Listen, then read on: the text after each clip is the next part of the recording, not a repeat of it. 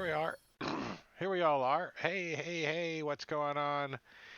It's Tuesday, and instead of tacos, we're gonna do some Dungeons and Dragons. Although you could have had tacos earlier, but it's Tuesday, and it's D&D 5e Princes of the Apocalypse session 47. So these guys are so deep into cultists, they don't know what to do. They're like, they go to Waterdeep, and they're like, what? We gotta go deal more with these guys? Nah, can't we just stay here We and just want our retire? magic shit, man. We came all the way to water. The city of splendors. Where's it at? Time to retire. It's so splendorous. So splendorous. You know, if everybody in Waterdeep had magical items, then no one would go anywhere. They would just stay there. You got to go out and adventure to get the good stuff. Apparently they do, because that's why there's so many people there. So last week, you guys got a kind of mission. Got a mission, an official Harper mission to go On a mission from the gods. and talk to a shadow dragon, the Dark Lady. Um, Rumor has it she's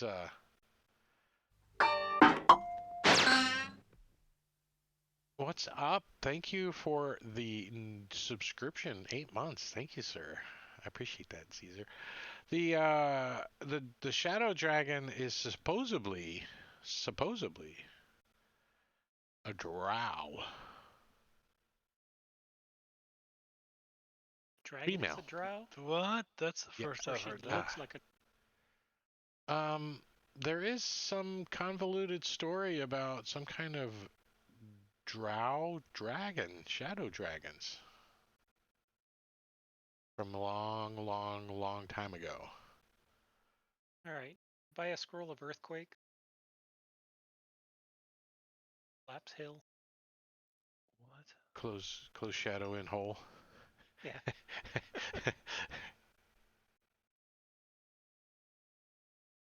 Meteor strike. Yeah. Oh, wait, why is my alarm going? That was Rime of the Frost Maiden. And the scroll of Meteor Strike. Yeah. Just try the Tarrasque roll, just use the Tarrasque. Here you go. Something to eat. Let her loose. Shadow Dragon. So you met with a Harper agent and she gave you this. You guys spilled the beans on the cultists and what's going on, and you're instructed to continue your dive into the cultist business because there's something very bad going on. You guys requested some items, and she said she would see what she can come up with. But she's not going to stop you guys from going anywhere. She will find you when she gets these items. So you'll have a delivery, a courier delivery or something. Message for you, sir. Did anyone get any bow arrows? Can have them For all. Skyrim. He'll be on top of a snowy mountain with nobody around. His messenger will run up in shorts. Hand you a box. Here you go. So why don't we tell everybody about us? I am Drake, and I am playing the DM. And the DM runs all the monsters and everything except for the characters. And those are the players over there that run the characters. We're going to start off tonight with Manicuri, who's playing Rufiel. Yeah. Good to hear. Rufiel, who is an Asimar sorcerer. And he dabbles a little bit in the divine as well. And unfortunately, he probably has the highest charisma, so they're going to expect him to talk to this dragon. Hmm. I have to get my dragon voice on. And no tacos today, but I did have taco salad. Yeah, so no one wear like anything that looks like ingredients of a taco if you're gonna go talk to a shadow dragon. Just saying. Jangalang is played by Caesar. Jangling Mekadang Dang is Eladrin Elf. He's a bard, young bard, just setting out on adventure. And according to the party sheet, number 2 on the list that should talk to the dragon. Yeah. As Rufio pushes him forward. uh, we've got Svenster who is playing on this table Soleil. Soleil is the most level-headed of the group. He definitely should be talking to the dragon. I agree. Jangling is probably going to seduce the dragon as a bard, because that's what bards do. And point of note, you are the DM, and you do play everybody, including the players, when you don't agree with what we say. Sometimes. Sometimes. Yeah. This is true. That's a good DM, right? But I can't do it alone, so we need people like Marbania playing characters like Pinch to tell us what they think. Everybody needs a bullshitter like me. I'll tell you right now. The glue that holds the party together. Yeah, it's like gorilla snot, you know. Pinch is a Lightfoot halfling, I believe. He definitely is a Lightfoot halfling. And he's from the streets of Luskan, kind of, grew up taking what you get, and he tried to take from the wrong person and ended up tied to the Harpers somewhat, and but he's just super inquisitive. The one who discovers everything and who uses his brains and his smarts. That's Pinch, and that's what Pinch does. He's the genius, the thinker of the group. It's not just a 5-gallon hat.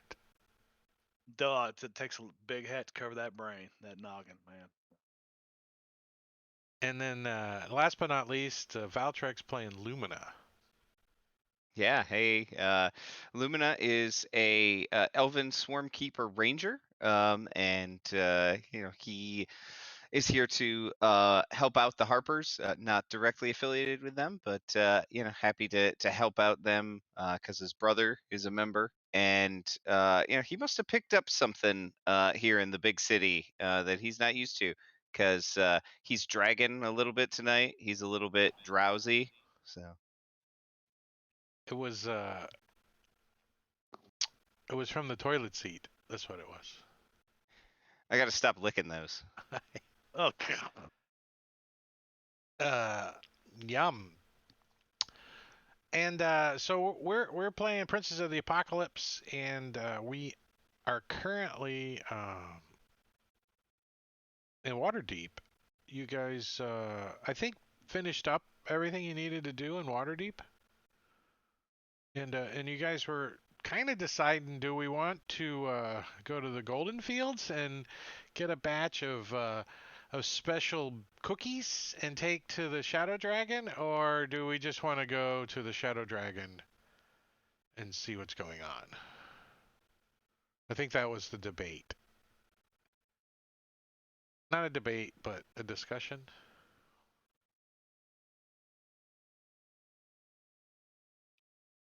I mean, no one's going to say no to those cookies, right? Well, let's take a peek here. So your destination is here.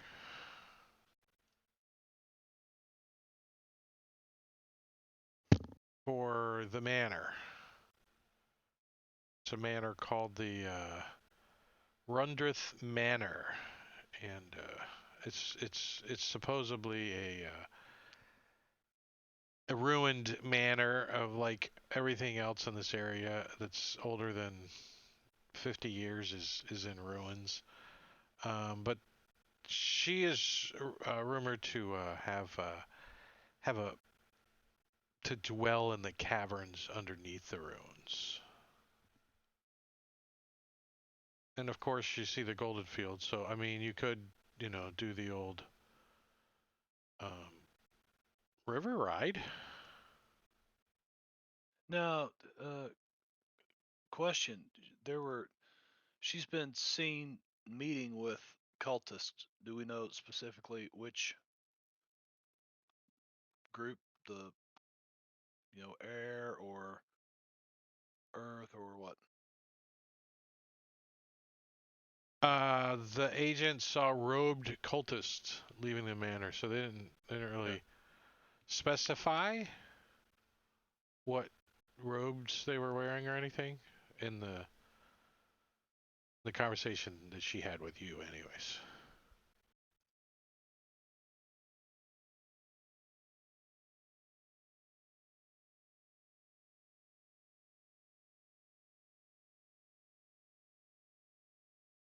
Figure we just head straight there.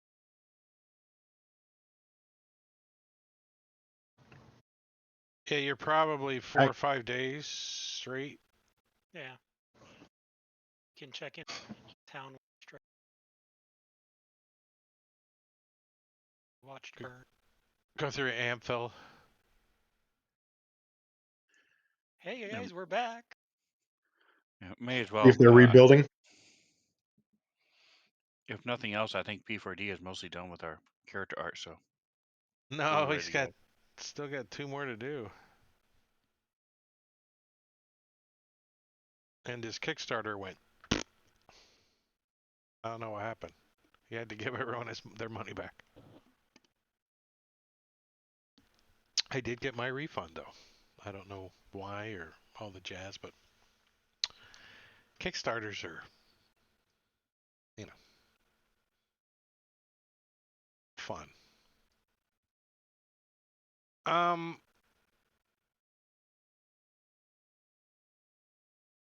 Off to the long road. Traveling. Should we put the travel music on? Long road. On the long Yellow Brick I Road. wanna tell you on the long So road. the weather for the next few days. Let's take a peek. We're gonna go to the old party sheet, and we're gonna go to weather, and we're going to reset, and then we're gonna generate next. No, we're gonna generate. All right. So for the next few days, it's gonna be in the low to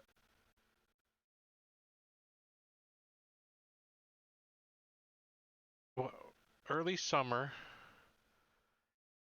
84 to 95 degrees in the next 6 days. So it's getting hotter as you get north, probably because there was a big fire and everything's all burned. But I don't think the weather thing can generate it that way. I don't think it knows. If it does, congratulations, Medicare. You got a very intuitive weather pattern. It goes by environmental effects as well. So no major storms, no heavy rain or anything. Just kind of a lazy summer afternoon, summer days, all the way. Um, as you get up into the hills and stuff, a couple of 3 days after you've left Waterdeep, let's make sure that you guys have topped off your rests and stuff. Let me give you a long rest.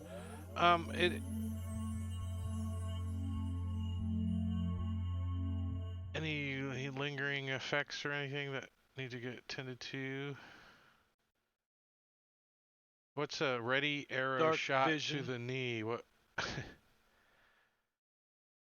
I'm always in a state of readiness. You're ready to shoot somebody in the knee. You're always we're to shoot you in the knee.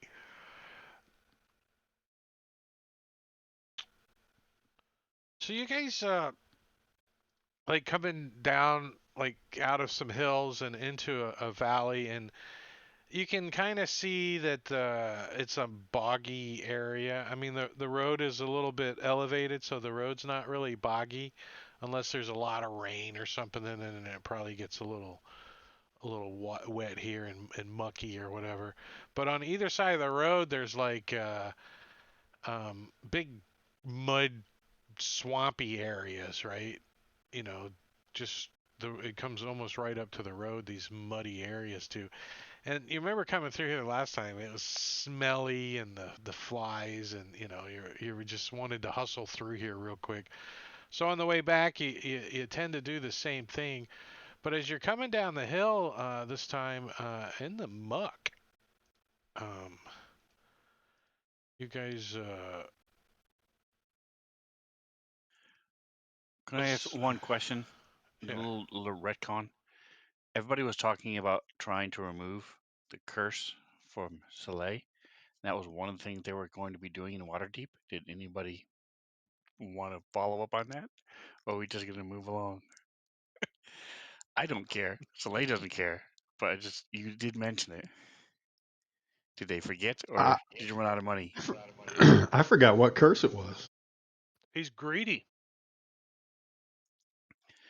I've got drown, my trident, and so I have these barnacles growing on me that I scrape off each morning if they're on my face. And I'm also greedy. Do not share anything anymore. No more cheese and mushroom Danish for you, Jangling. Tried to bite your dang self. All right, go ahead. I wanted to see. No, Wanted I was gonna say that if we can retcon that, I think we probably would have tried to break that curse, right? And Yeah. how would you guys have tried to do that? I think we actually discussed it, and the Temple of Ogma or something Mhm. like that was mentioned last week. Pay for a remove curse spell. Yeah. 'Cause I don't have it as a spell. Would you have tried to do it from a scroll? No, I think we just went. We would have just went. I mean, You just would have found am a I just high having enough... like deja vu or what? I mean, it's No, like we had I this remember discussion that. last week.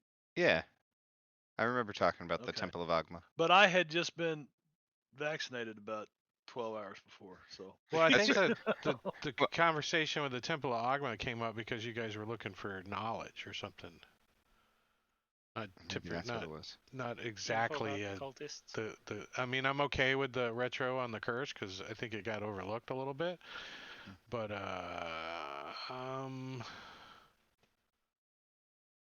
I mean, I remember Pinch saying something about, we need to try to get this curse lifted from him. Spell magic on the thing. yeah, I need to take a. I need to take Yeah, a look I at have that. Let's see. I have dispel magic. Dispel What do magic you is gotta? not going to remove a curse, though. No.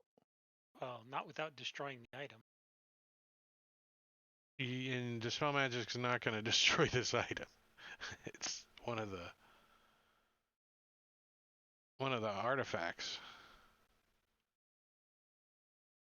Legendary weapon. Take it and get a remove curse and donate it so that it's kept protected in cultist's hand.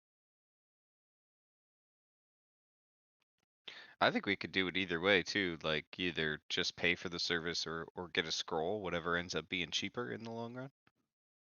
Right? So, the priest at the Church of Agama says, a remove curse wouldn't help him. He has to choose to not be part of the weapon. He is not Be attuned cursed. from it. Oh, in other words, if you're attuned to it, you're Yeah. fuckered up. Yeah, so all you got to do is unattune to it, and you're fine. Which takes an hour, by the way. All right, cool. Oh, you in Good to know. addition, yeah, in addition, if you're attuned to it for 24 consecutive hours, that's when the barnacles start to form on your skin. So it kind of is reading to me like it is a weapon that you aren't always attuned to, because I mean, eventually maybe you get more and more into it because the barnacles, yeah, but that's up to you. Barnacle Bill the sailor. You can leave a tithe at the door on your way out for that information from Ogma. Says, as you guys a few days ago Pinch will left. lift a gold piece off Jangalang when he's not looking and throw it in the alms box. Party sheet. We don't have a party inventory in this table. If Agama is so powerful, I'll throw 5 gold pieces up in the air, and whatever he wants, he can keep. Whatever he doesn't want, he comes back down. I'll put in my pocket. Oh, see, I told you. You should have just removed the curse. There's 3 invisible stalkers at the door that snatch it all up and stuff it in coffers. Or unseen servants. Same difference. The other ones are just mad. All right, so we're going to have some of this stuff going on right now. Initiative!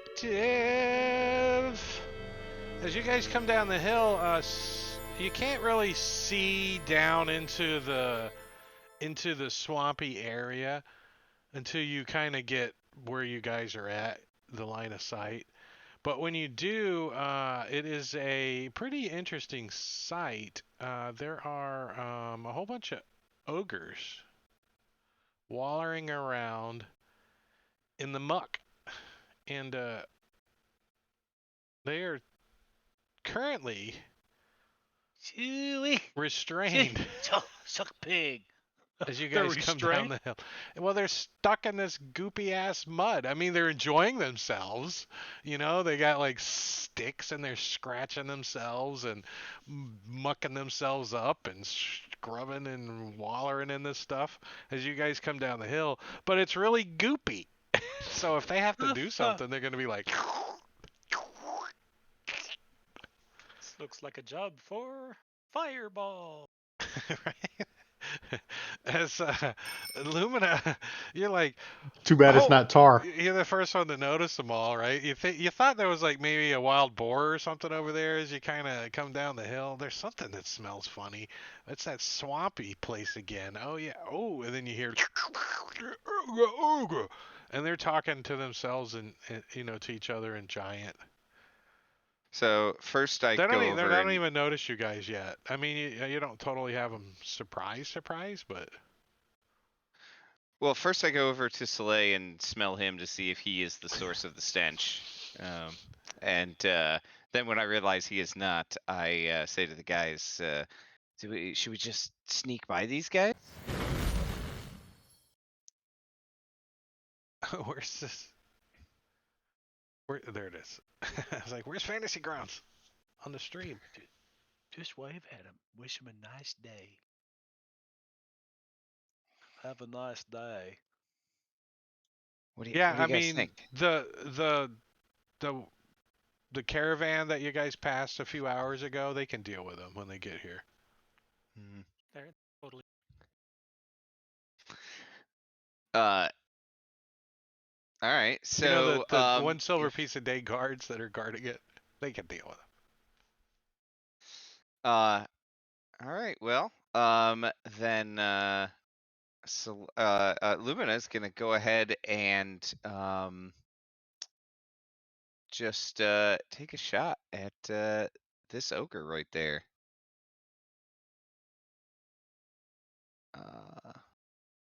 Yeah.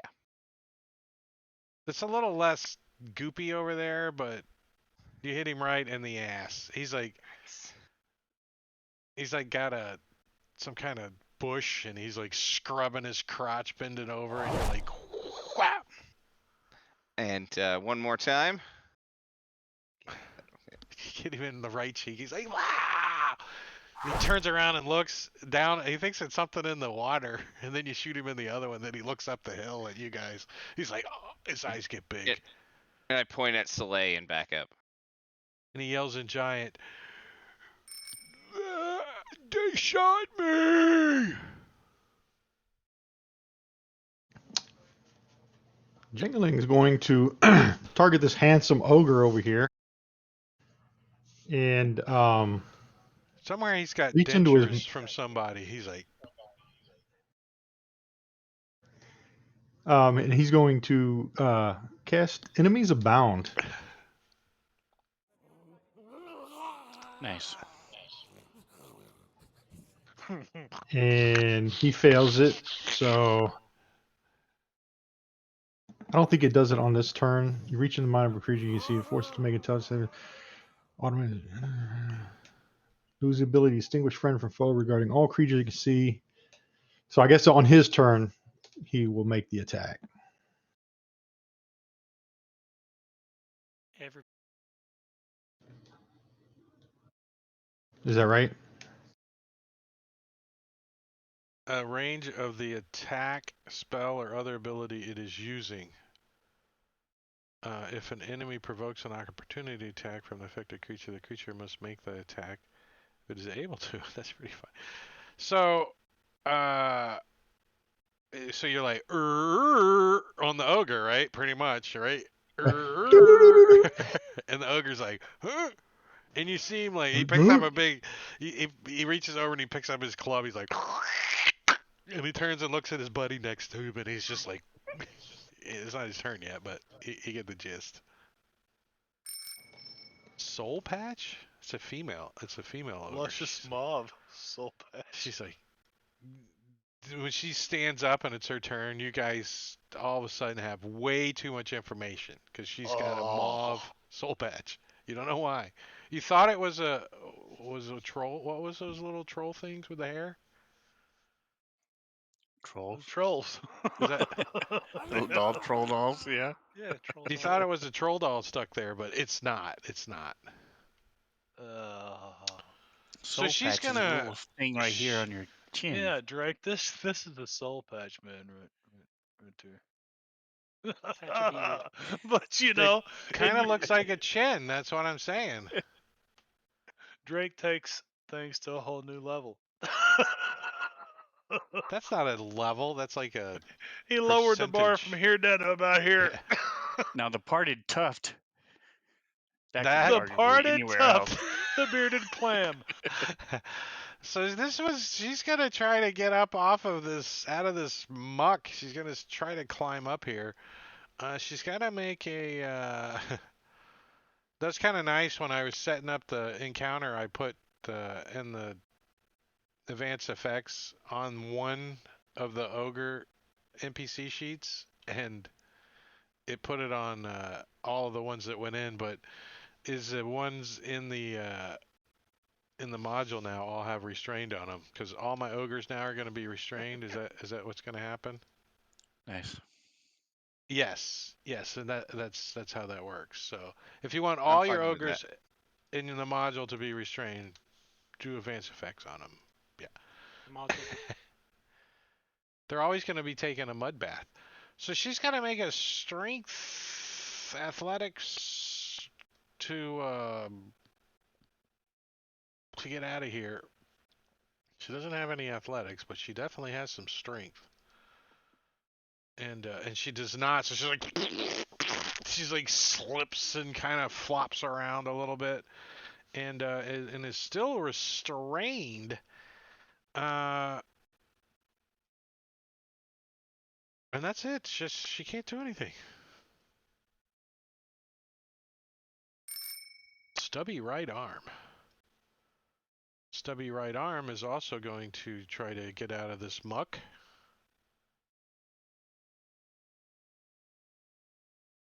And does not succeed either. These guys, they're like... Rufiel! Alright, well, first off, I am going to rage out and turn on my Radiant Soul and start flying. Oh yeah, we need the Flight of the Valkyrie.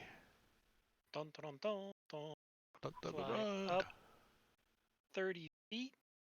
And then I am going to spend a couple of sorcery points. Quicken spell. Um, 30 so feet. that I can cast Fireball as a bonus action, because I've already used my action. You're jump gonna up and plop it fly. on those 4 over there? Mm-hmm. I think they're gonna have disadvantage because they're restrained, aren't they? I think. For dex checks, yeah. Yeah. Yes, they do. Fail, fail, fail, fail. Boom, boom.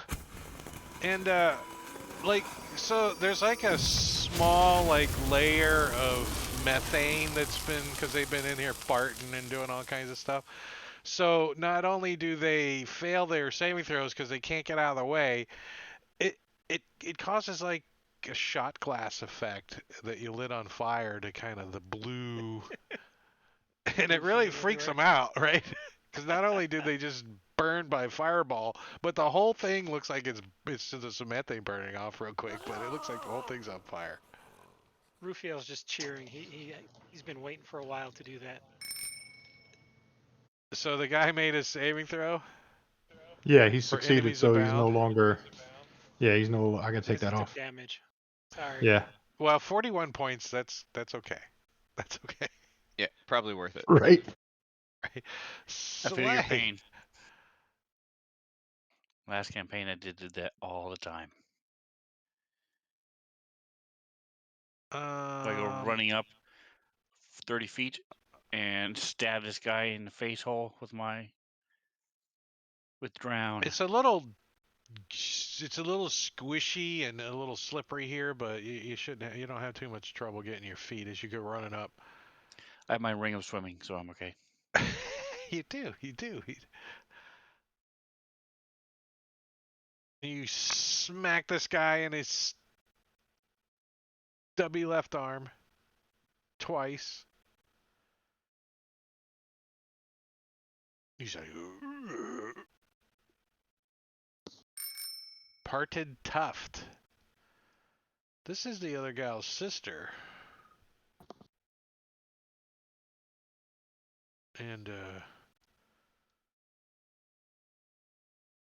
I mean, you guys are like up on the hill. Rufiel is flying.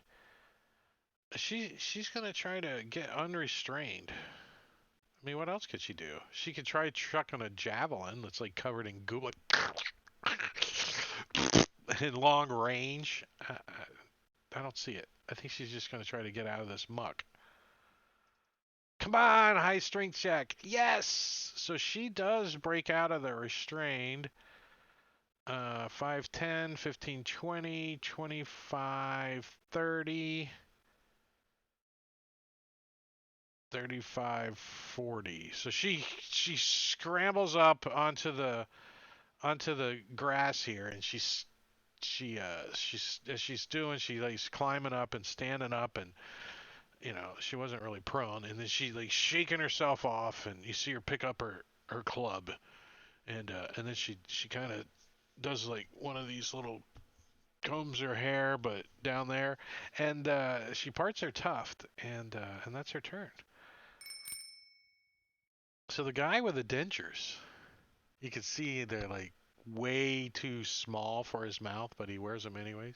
He's like, and he's gonna try to break the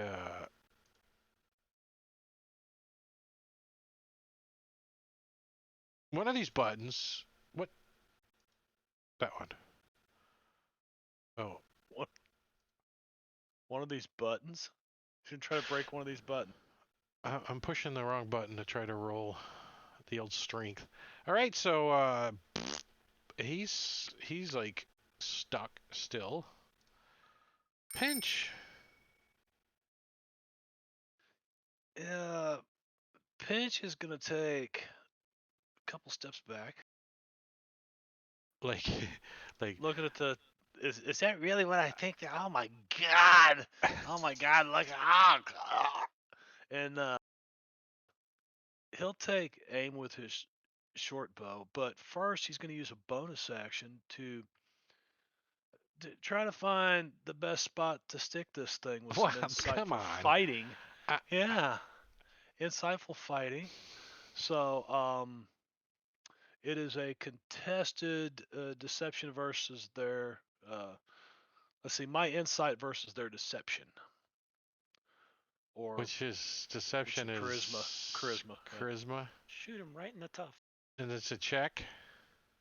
Yeah, it's a contested check, so All right. they've got Minus they've got to beat 2. in She order. smiles, and she gives you her minus 2 charisma.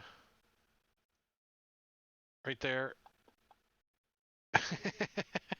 So she's got a minus 1. She's like, Did you really? Okay, so all that does is give him sneak attack. Yeah, it with also the gives him short the bow. willies a little. His the hair rises up and gets goosebumps down the back as she smiles at him. So she No, basically like hit me right here. Yeah. did she she's like, still have restrained on or something? Yeah, probably.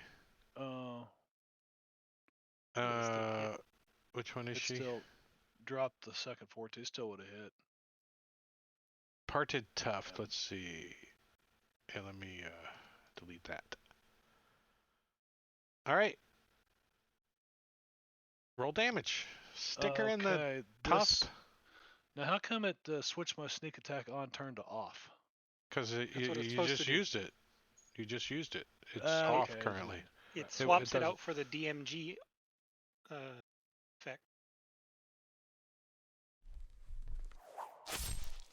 All right, so you toughed her out. And Pinch is going to move kind of back over here.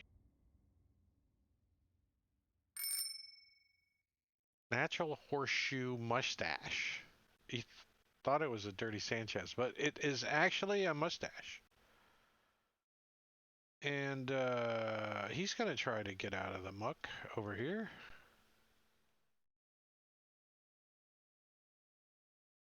Ah, and he does. Barely scrambles up over here onto the land, kind of gets behind this bush. He's combing his mustache. Lumina. All right. Yeah. Lumina sees that this guy is still struggling and is gonna take some shots at him.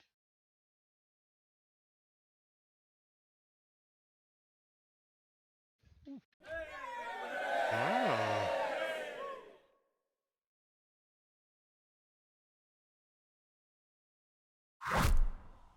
He shoots him. He falls back into the. She falls back into the muck. And I assume Soleil has that other one handled. So take a shot at the dentures one. He hit him. He's like, "Ugh." All right, Jingling will try to finish him off with an Eldritch Blast.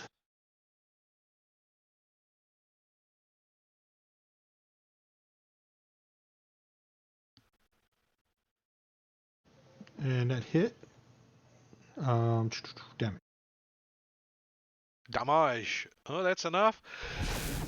He's like And then he'll target the one behind him that's getting away. trying to scramble up on the bank. The other one's like standing up. He's like brushing the muck off of himself. You see him getting his club. He's going to come running around that bush any moment. And Jangalang's like hits him right in the back. Got him. He's like, oh. Oh. Not enough, though. And he makes it around the corner a little bit. You know. Soleil, this one's like, you see him like twisted on his great club, and he's like, and he's really rearing back. Soleil's like, got his, what do you got, the trident out? You're like, I like Yes, these he's using barnacles. ground. I like these barnacles.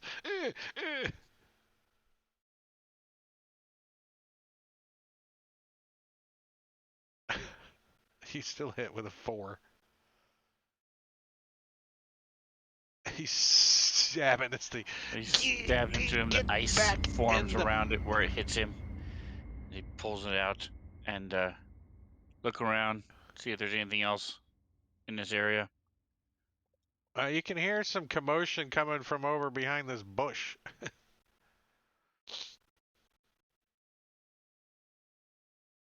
Sounds like an ogre panicking.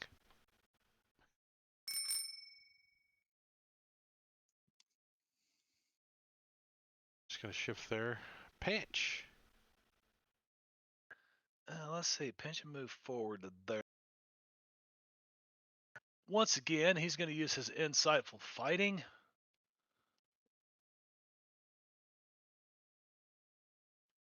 Contested against his charisma. I can't make it. I can't make it. He can't do it. I can only tie. Oh, I could tie. I would win then, because it's you. I gotta contest you. I could tie. You got a +2 or a -2 on charisma? Oh yeah. Never mind. Yeah, I got a -2. You max out at an 18. Math. And he You hits, shoot him in the back. I didn't proc, but probably killed him anyways. No. Well, except it didn't give me my sneak attack. Yeah, because it doesn't. No Too one's far away. adjacent, Yep. and no, it has nothing to do You with didn't range. mark advantage on the attack, so it didn't know that. And Yep. Let me do this. I'll put that back on him. Give him some love. And sneak attack on, and then No, you got to turn the damage. the damage one on. That's okay. Yeah. Class. All right. Okay. Sneak attack, which is this one on turn itself. No, this one. Did you Okay. get it? Did you got it? Okay, I got good. Yeah. Because he only had 2 hit points after you shot him with the original arrow, so I think your sneak attack would have worked just fine. Good. As you kill that guy, and you guys get a. We didn't take a scratch. Gets 5 ogres. You kind of caught them with their pants down, though, a little bit. I mean, literally. But when I saw this map on the old advertisement for free place, Google, I was like, I could see some ogres smashing people in the head on the road. Do any of the ogres have some slippers of spider climbing by chance? They don't. If they did, they wouldn't be stuck in the mud now, would they? They all have rings of not swimming. That's what they have. Drown. But yeah, let's see if there's a random percentage chance in hell that they have magical items. And 81 does not get you shit, but it does get you some gold. You could have one of them wearing one slipper of spider climb, the other one stuck in the mud. Now you just got to find it. I could just have one slipper of spider climbing too, and anytime you use it, you just go in circles. Concentric big circles to the right. And if you want to go the other way, you got to change it and put it on your left foot. Then you can go the other way. So you can One make foot to the wall progress at a time. as you curve your way across the ceiling, taking just off and putting on the slipper. Hops across the wall or across the. You can't. It foot. sticks to the wall, so Ah. I don't know. Can't hop. It's too much suction then. But you guys are gonna make it to Amfell. Amfell. Is it hot? No, it's been let's take a look at the calendar. Let's see how long it's been. You guys left Waterdeep on the morning of the 22nd.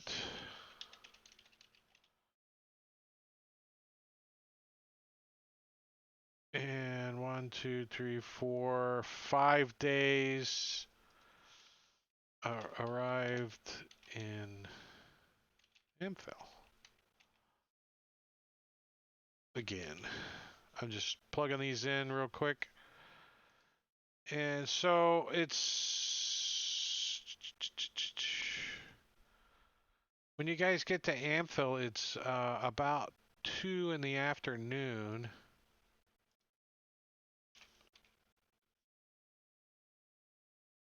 And the place is actually fared a little bit better than you imagined. I think you guys are imagining it's just all ash, right? just completely burned to the ground. Well, there were the flagstone buildings. Right, that's what you see as you come down into the, like, it sits kind of in a little bit of a valley down there. As you guys come into the valley, you can see that there are still some, structures standing, and it is the stuff that's made out of the flagstones that are still standing. The biggest structure that is still standing is obviously the tavern, the Stag, or whatever it was called. But there's probably 10 other buildings that the roofs are gone, but the walls are still there because the roofs were made out of wood. The forest is still smoldering to the north, the Westwood area. Are all the fish floating? No, the water didn't get hot enough to cook too many fish because the fish can swim away from the warm water. It wasn't like they were trapped. People are already starting to rebuild. You can see some like temporary shelters going up. Lots of farmland outside is still producing farmland, and everybody seems a little fat because they've been eating sheep and chickens and stuff that got cooked. The cooked sheep. They're all like, I Better don't want letting no it more waste. mutton. I'm tired of mutton. Did you guys bring anything from Waterdeep, like No, there's plenty of haggis to be found. beet juice or something? Beet juice.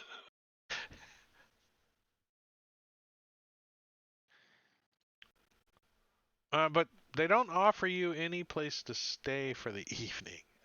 Maybe an outlying farm loft or something, but most of those places are pretty much people are shacking up wherever they can. So even outside, those barns are filled up for refugees, kind of thing. People inside these big barns and stuff. The cows are the cows are Can all we do a little mad. investigation here? Like, see if anybody in this town knows anything else about this shadow dragon, or Yeah, the drow living up north, not too far from them. Yeah, give me some. Let's do some investigations. Let's. So you guys are gonna poke around and do some investigate. Here, I'll push it all to you. okay? Try to persuade. Well, let's do some good old Sherlock Holmes first and see what we come up with.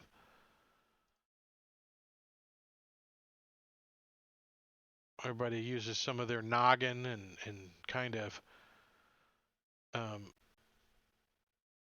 for some reason Slay is banging his head on the floor. But other than that, you guys get some information. Slay's got. You rolled a 5. Not totally banging your head on the floor, but everybody else was like 18, 22, 19, 19.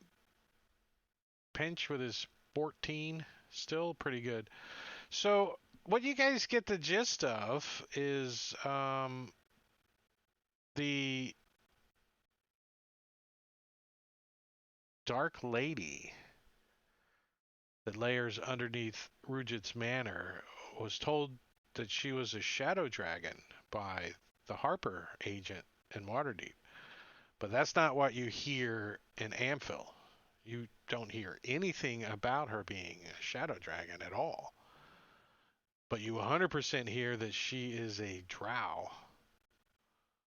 And that she lures men up to her lair and has sex with them. We should hurry, guys. Has it been a while? Supposedly, they're never the same if they return.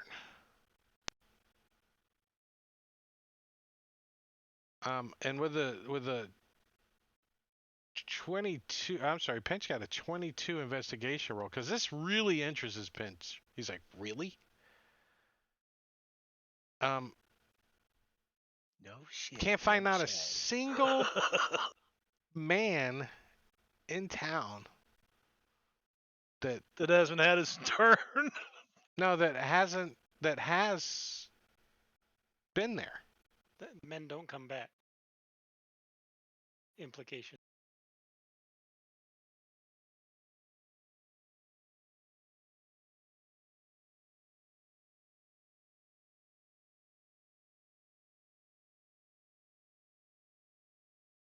So are you glad you guys used your investigation check? Sometimes ignorance is bliss.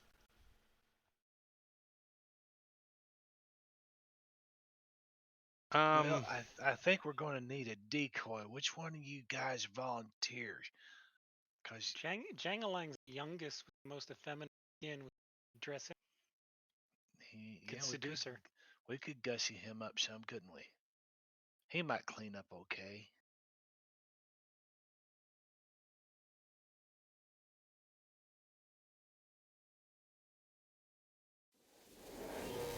I could just change my looks. There you go. Give you a potion of growth.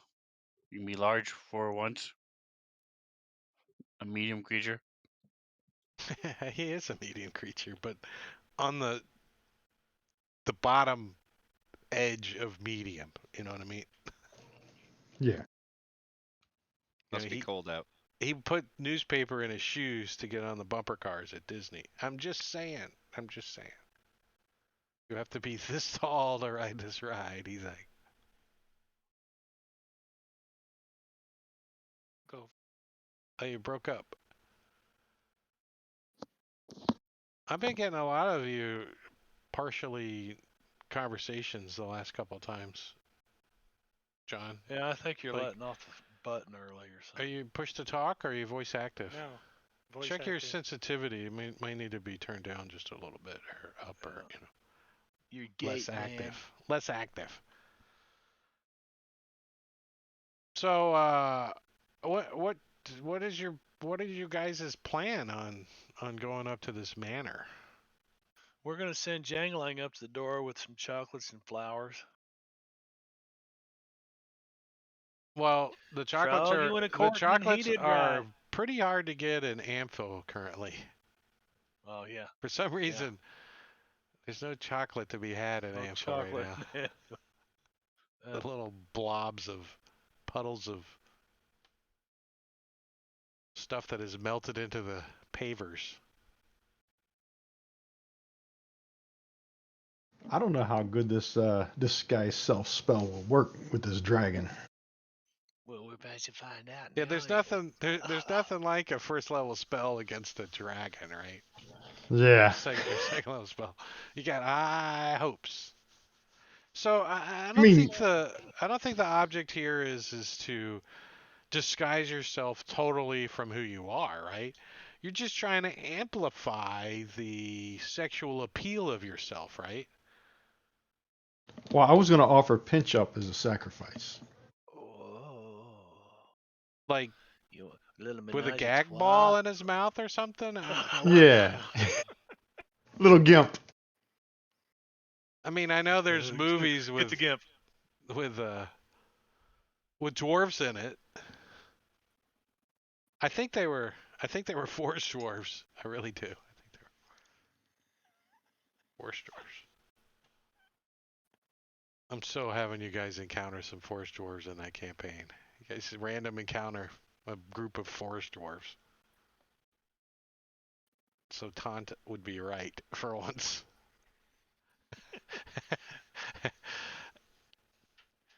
Unknowingly correct. Do you guys want to discuss your plan without the DM present? I used to do that at the table. My players would send me outside. Why don't you go have a cigarette? I'd be like, okay. I go outside and they're all like, "Okay, this is what we're gonna do." I don't know that we really can plan anymore. I mean, It's go in there and hey, we're just here to talk. Well, I mean, I guess gonna- there's a couple of things you guys We- have control over. What time of day you go up there, if you have any spells cast on yourself when you get there. How far away is it from Amphil? Let's take a peek. We can go back to the old Desert Valley map now, since you guys are kind of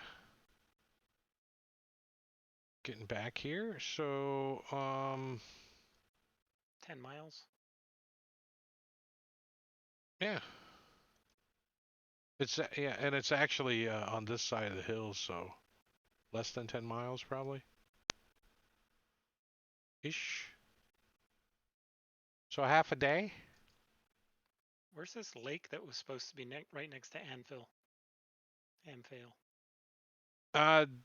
This is 2012 Google Earth. It's kind of old. The lake filled in from the earthquakes. Gotcha. It's a small lake. Oh, this is Unity, isn't it? We have the power. Draw some water. Okay, there you There go. you go. So we're assuming this dragon's working with the cultists, right? I don't know. And if we have to make that convince assumption. her All we know is she was to- seen with them. But, I mean, Maybe it's the new air cult escort service. Right? Are any of them dressed as policemen and carrying a boombox? There was I- a guy. There was a guy that looked like he might have been native to the area. Now the real question is she really a drow or is she really a shadow dragon? we That's won't a- know What until difference we does it vote. make? Yeah. She could be both. Yeah. weren't we told that she had a pact with the cultists? No. Just that they were seen together. Yeah, we're, put we're it. trying to cultists were make seen sure that they leaving. don't. It's actually tagged they in don't. the message of the day. The date. And the exact wording Oh. that was used.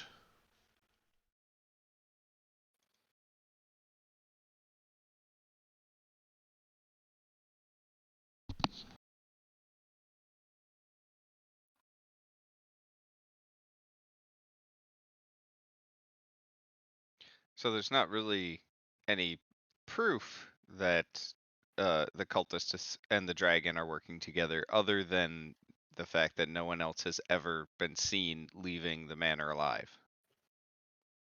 Except them. Right. It says your goal is to shatter this alliance. Now, we don't know how many went in versus how many came out.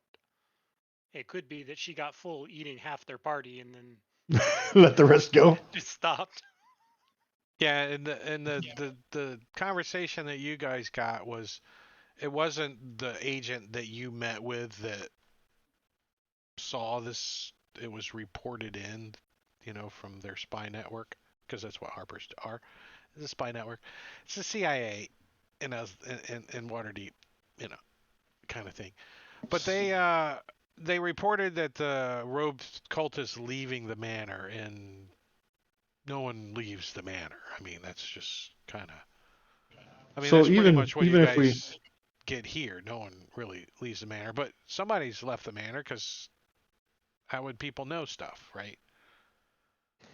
Even if we offered up Pinch, we're all still screwed because he's just like an appetizer.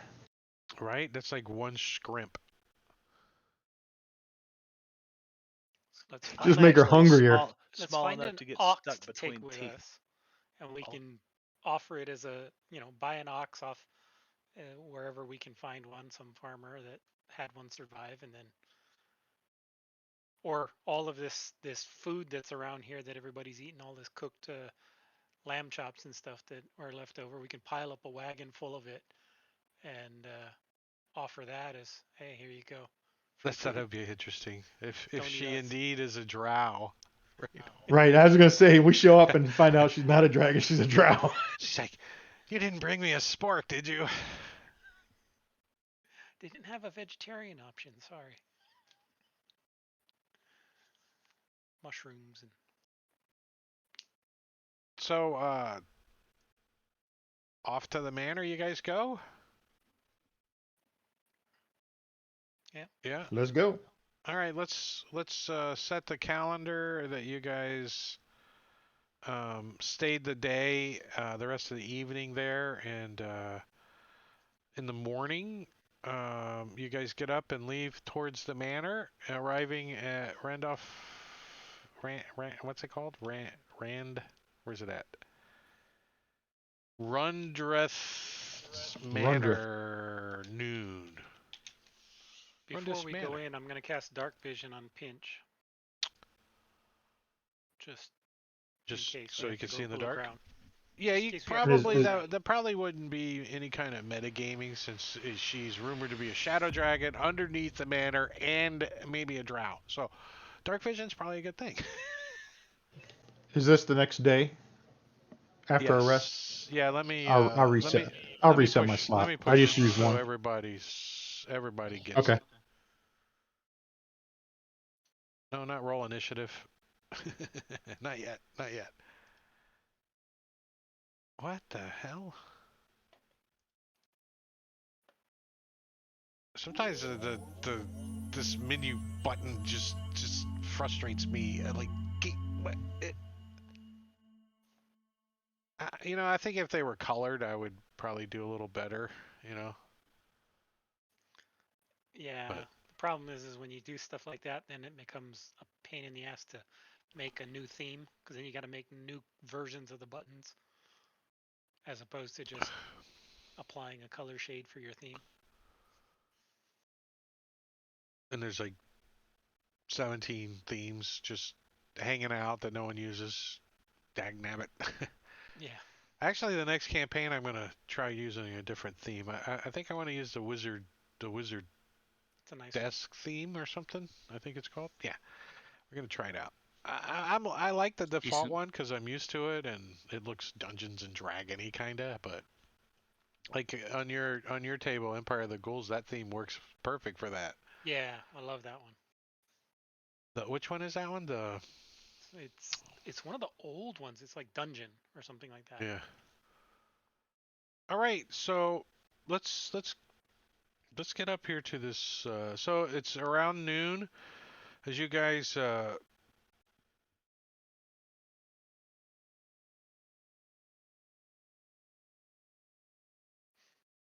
get up towards this hill. Let's move your token up there. Oh no, not that far. Up here. And what's left of Rundreth's Manor stands on a small, steep-sided wooden hill just east of the Long Road, with a carriage drive opening off the caravan road just south of the hill and climbing its southern side to curve around and approach the back of the manor house from the east. On the surface, where the manor once stood, are heaps of fallen stone blocks and the tumble lines of walls which form a T-shaped outline with two rectangular wings thrusting north and south out of an enormous east-west rectangular room. I don't think that's important, so don't try to figure out that whole thing in your head because that's a little confusing and I just read it.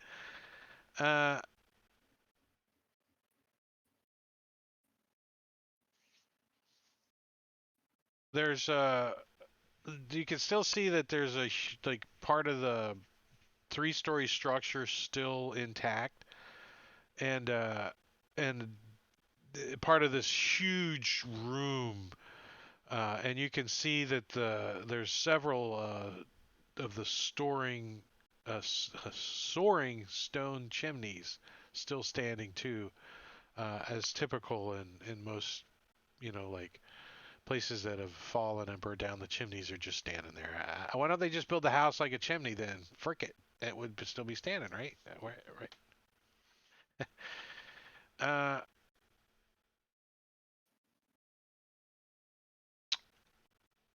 well, I guess I got a map. I don't know. Let's use this because it's just a cool map. Not that we need the map because she's underneath. So you gotta just go on the map and go down the stairs, and we're good. It's a nice map. I just saw the map and I'm like, well, if Clean. if combat breaks out, at least I'll have a map, right? Kind of looks This like is this actually assets. somebody made it for the Tresendor Manor in Lost Mines of Phandelver, the one up with the bandits underneath, Right. Right. they're underneath. This is the Right. upstairs. What's this building to the east then? Yeah, I don't know. I didn't draw it. This is stables. Tool shed. But we don't need that map. I'm gonna take it away. Because you That's guys have to square. go into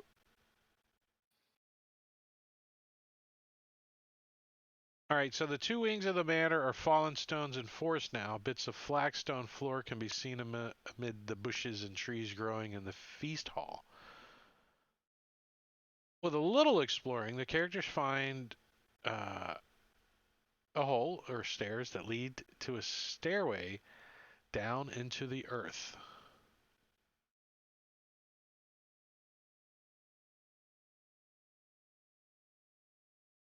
We will go down the stairway.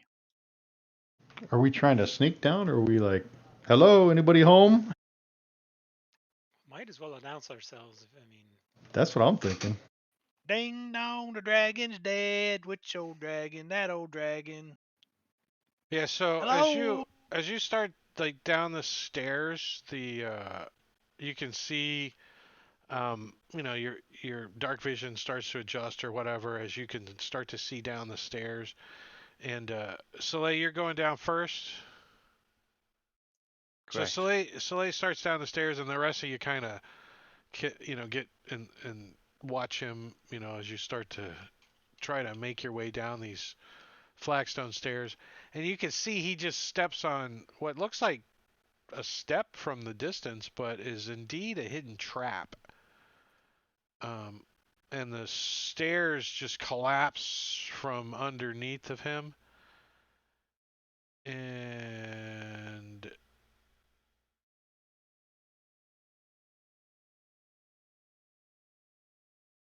Uh-oh. a dexterity saving throw to catch the edge. They're giving you an out. As the floor collapses to the 40-foot drop to the dirt floor below, do you grab a hold of the side of this thing and catch yourself with that dexterity saving throw that you're going to roll? With advantage? Because of warning? No, because of danger sense. Danger sense caught you. Although your second 12 would have also worked because the DC was a 15, so you catch yourself and I guess are able to avoid falling into the 40-foot pit trap that probably announced your arrival too. Oh shit! I almost fell in the pit. Oh, so is it just Soleil then? Because I kind of pictured all the stairs like turning into a flat I thing kind of like a slide. it But was maybe only I'm 10 just foot down, so I don't even think anyone okay. else would have started really down the stairs yet. Like Got it. somebody's like on the first step or something, but can easily step back and something goes. It was weighted too. If Pinch would have went down, it wouldn't have went off. So because 100 pounds or more, Well, it sounds like we should be sending Pinch first. right? That was the whole plan originally. They got some Dapper Dan stuff in his hair, right? Don't they? Do they have him all slicked up? Jangalang No, gonna Jangalang. Jangalang's got the Dapper Dan. Jangalang's gonna say tell Soleil, hey, be careful. There might be traps. I think Pinch might have taken a couple of precautions just in case. I'm going to look down Like, in the pit. you know. Is that where the dragon is? No, you can see that you kind of got to make your way around this pit now to continue down into. You don't see a dragon, so, but you can see that there's some kind of structure down below, like a room or something. As you Okay, look down. so I'll use whatever means they normally use if they know where the trap is to keep going down. The trap's pretty obvious right now. It's like a big hole in the staircase. But you can like kind of skirt your way across, against the side of the stairwell on the beam that's still there, and get past the hole and continue down the stairs, which you enter into what is called an undercroft. Who's familiar what an undercroft is? Not the venturing gal Angela Laura Jolie Croft. girl. Yeah, not under her, but An undercroft. It's an the croft that's undercroft kept is under. is Yes. Archways. is archways and stuff like that. Gloom pervades a chamber 70 feet wide and 100 feet long. The room is littered with the rotting remnants of long trestled tables, fitted with sinks and littered with rusted out metal platters, carrying bowls and tureens. Its ceiling is a magnificent series of vaulted arches that crisscross to hold up a stone block ceiling, pierced in many places by hanging roots of trees growing above. The air shimmers, and a female drow appears in the center of the chamber.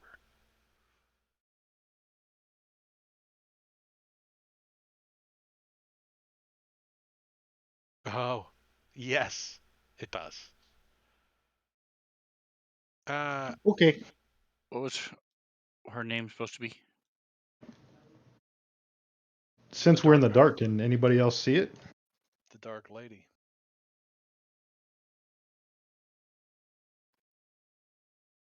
Yeah. Powerful shadow dragon called Dark Lady.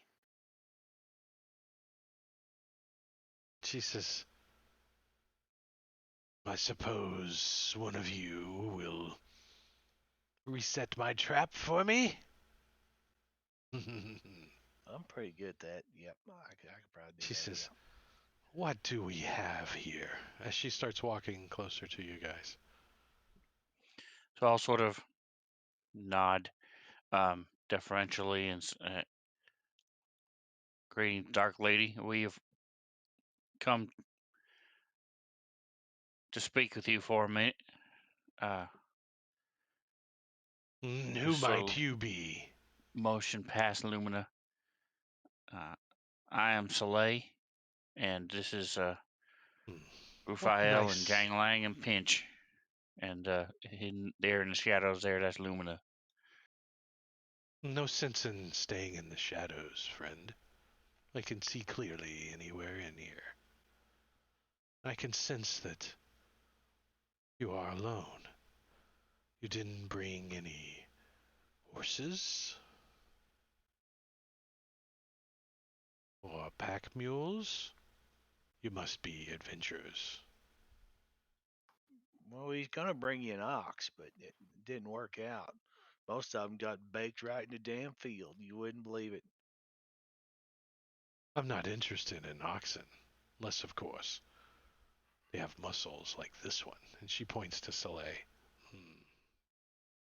Well, we thought you'd like that little one right there. His name's Jangalang. See him? Look at that Well, pretty boy. I do like the taste of young men on my lips. She blows you a little kiss. She says, "So you have a question for me?" Yes, we do.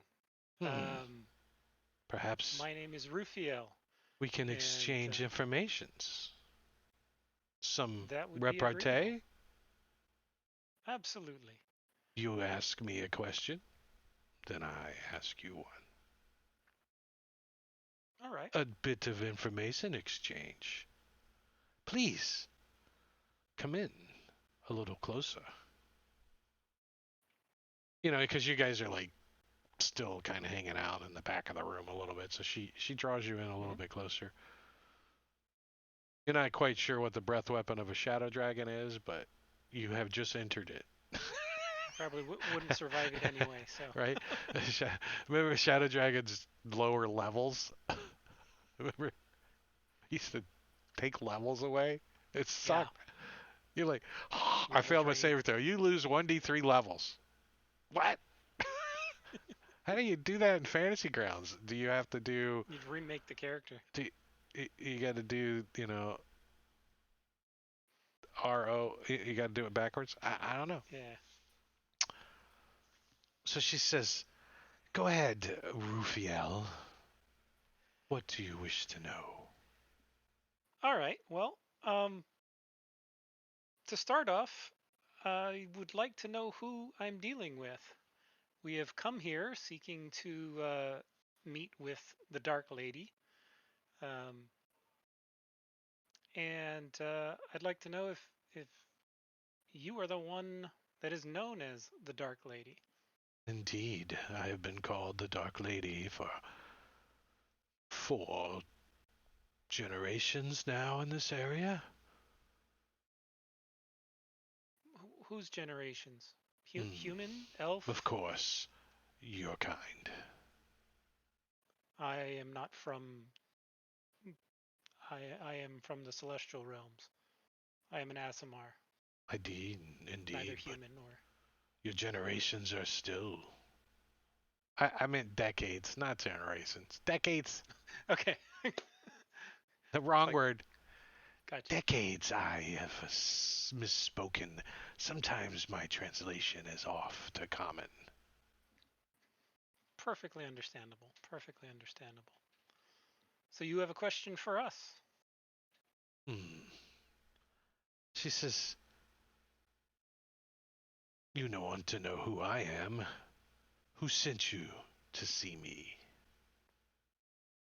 Truthfully, I belong to a group called the Harpers. And we have become aware that a set of cultists has begun becoming more active in the Somber Hills north of here. And we have been fighting their advancement, and we were sent to see what your intentions were with them.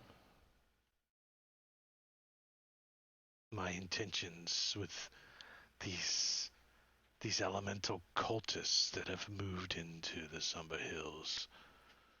I understand there's an air, earth, fire, and water cult.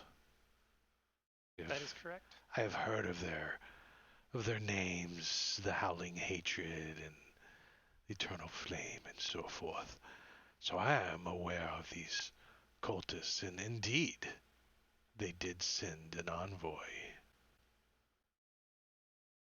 Most of them did not survive the encounter, but I sent a few away to tell them to stay away from me. I wish to be left alone. That is excellent news. Most of them did not catch my eye, if you know my meaning. Unlike some of you have. She kind of walks around the perimeter of you guys. She's maintaining a good, comfortable bubble of distance, Social distance. but she's swanking it up. Let's take a peek at her. Let's see what she looks like.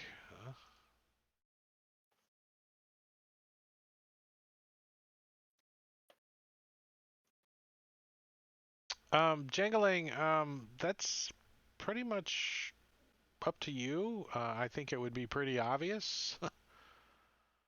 Yeah, I was to thinking everyone. if it was in the dark. I mean, I don't think they've ever noticed you blinking like that before at the dark. So, I mean, it would be like, hey, your pager's going off, like you went into Right. the movie theater and it's like, bink, bink, bink, Morse code. So Danger, that's up to you to role play that out. You guys see like something red shining over on Jangalang, and when you look at him, he looks like he's trying to cover it up or something. Like he's got a boner in high school or something. He's got a book in front of Right. him. I I'm trying to cover up this sword with my cloak because it's got these red rubies that start glowing in her presence, and that's the sword that we picked up. Let me describe it. It's got a dragon leather grip with rubies in it, and the red rubies are starting to glow. And I'm trying to cover it up so she can't see it.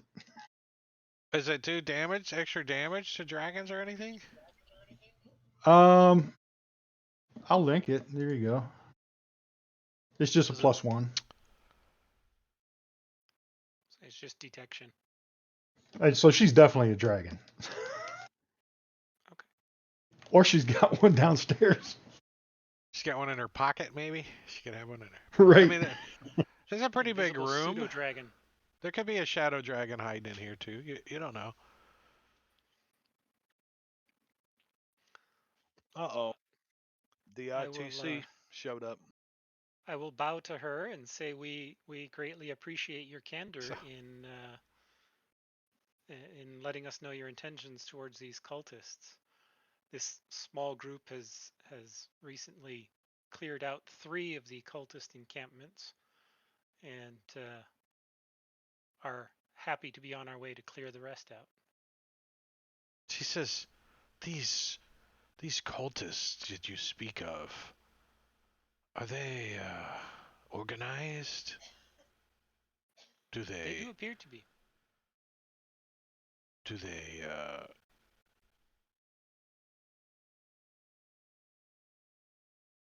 hold on, I'm reading, trying to stay ahead of my thought process here.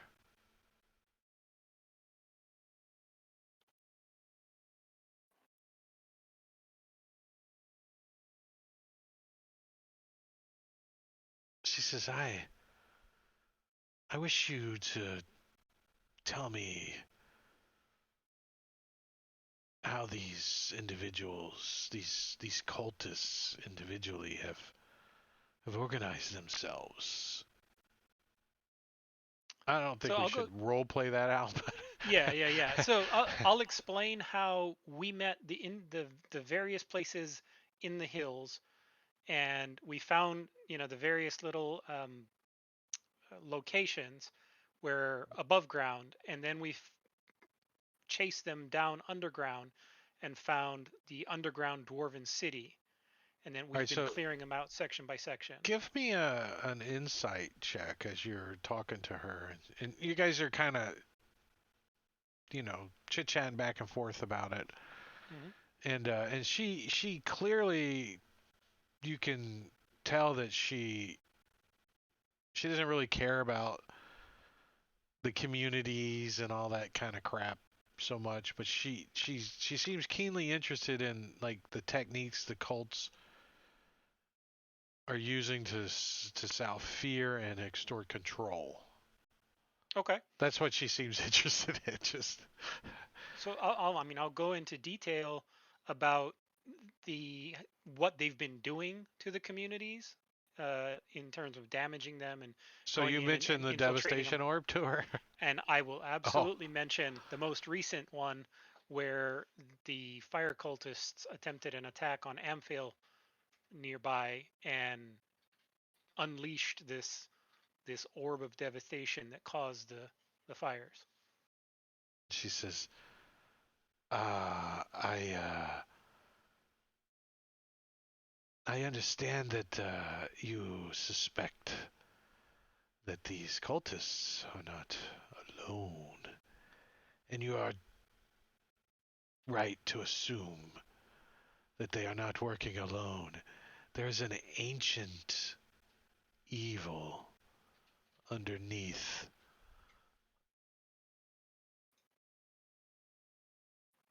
the city of Bolshaner, or whatever, the dwarven kingdom of Belslamer. It's a drow place. Was built a millennia or more ago.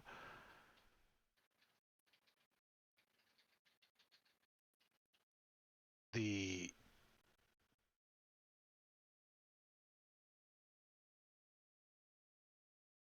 prophets have been using these haunted keeps as their basis, but the Eye has always been watching. The Elder Elemental Eye. It lies beneath Terabasal. The cultists, I think, fear this eye. Its symbol. Seem to control it. Its symbol looks like a vertical eye set with an inverted stepped pyramid. And you can see that she summons up an image of this symbol. She says, with the four prophets symbols, this is what the elemental eye looks like.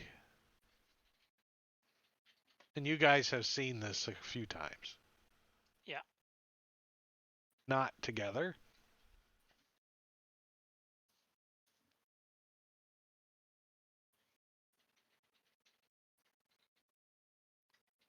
She says,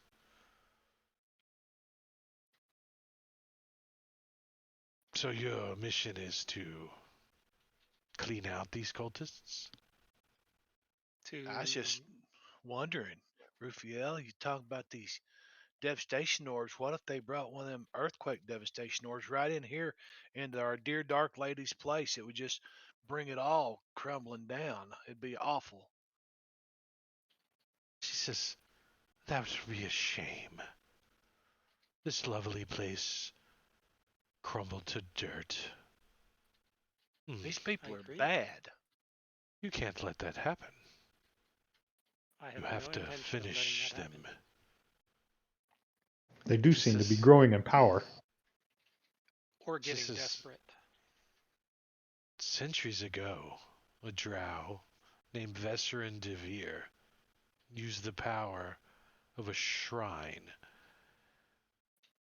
She's talking about down below, to make 4 elemental weapons. One each of air, water, earth, and fire. Each weapon is connected to an extra-planetary prince of elemental evil. These weapons can also open and close a portal to the interplane of the element. She points at Soleil and Lumina. She says, you carry one of these weapons. Taken She from the says, dead bodies of the cultists.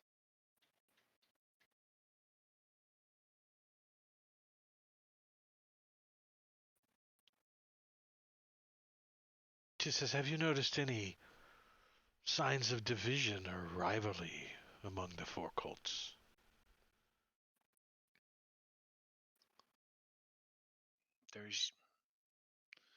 They ain't normally together, so we haven't really been able to tell. Yeah, they all We seem to typically be find fairly them insular. They in don't individual mix much. groups. perhaps maybe rivalry.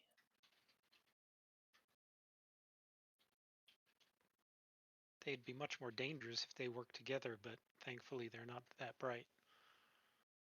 Perhaps their internal rivalries keep them separate, which is what allows us to wipe them out one at a time. She says, "You've answered my question. What do you ask of me?"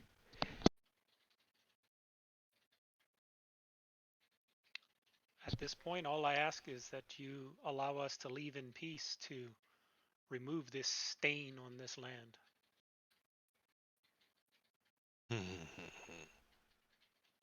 You can see that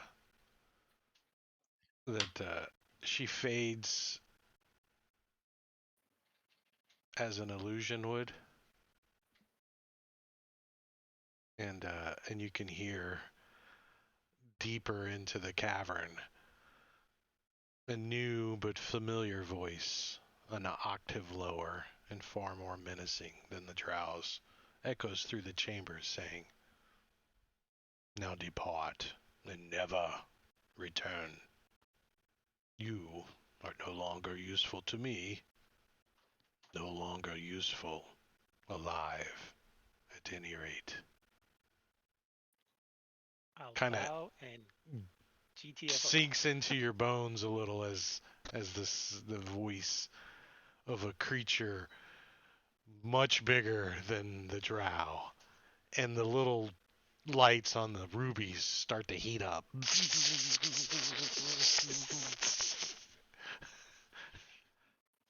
Time to get the fuck out of here. Pinch, don't forget to reset that trap. Yeah, I got it on the way out. Double time. So you guys like dip down the hill and down the carriage path and back onto the street. All right, good. So because it says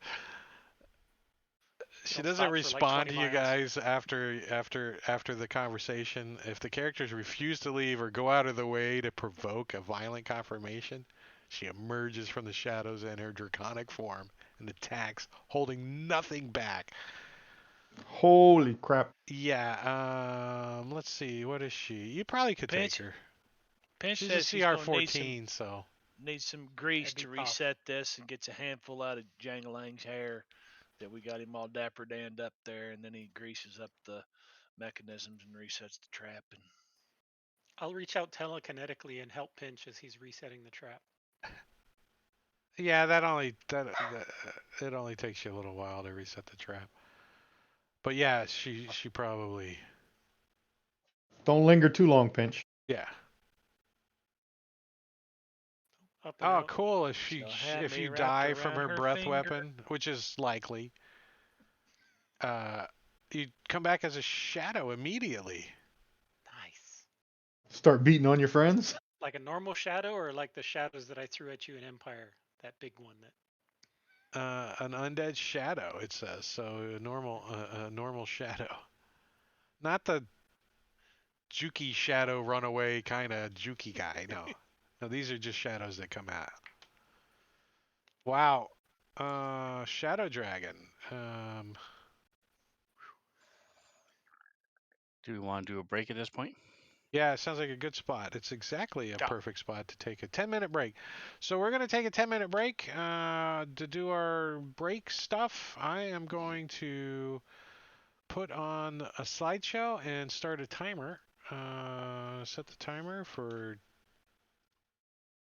21:46, a little over 10 minutes, and I'll start the music and the slideshow, but you can go away, but you got to come back. Hurry up. You got 10 minutes. 10 minutes. Hurry up. Go get a drink and a Pop-Tart or something. I don't know what you got. You have to go look. But hurry up. Come back.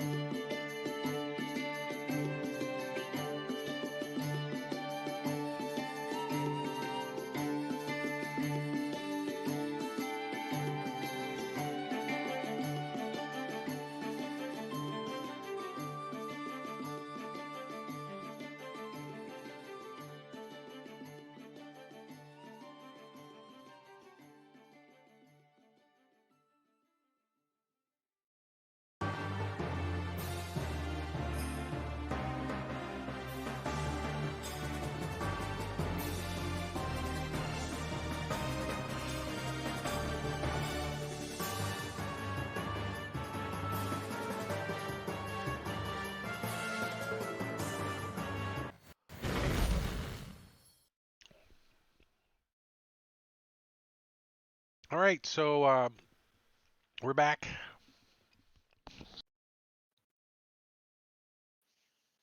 I needed 11 minutes apparently, but we're good. All right, so you guys dip out of there. When you leave there, do you just start heading north or what? Yeah, we head back up towards Red Larch.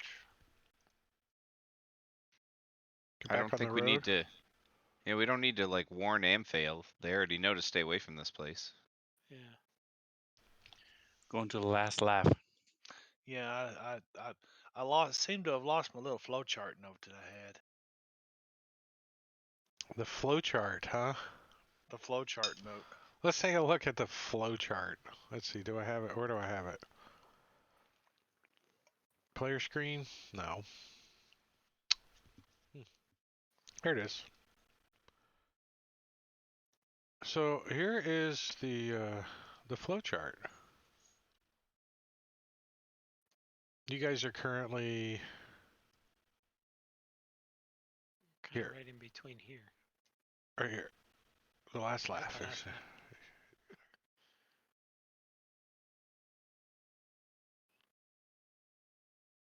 Indrith Valvolo or Ender says, I saw uh,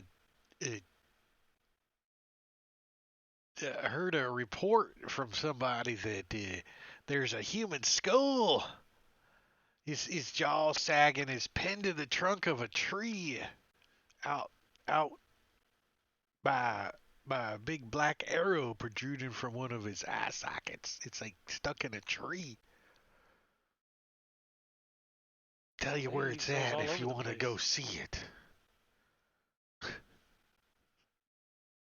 So there's an X on the map now for you guys. If you want to go to the last laugh, Yeah. that Yeah. level 1. Where is this X? The Red Larch?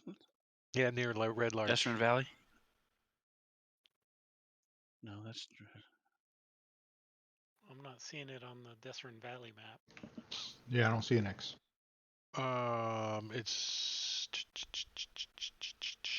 It's not on that. There's that other map, the one from chapter 1 that we don't use anymore. Images.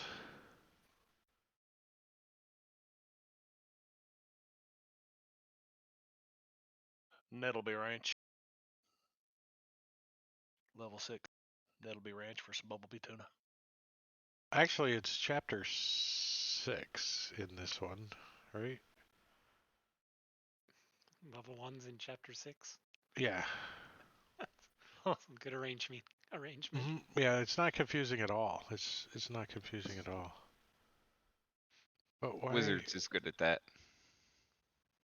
Why is it under artwork or something? What So the? did we complete what's called Rundreth Manor level 10? You did. Wow. That was the dragon.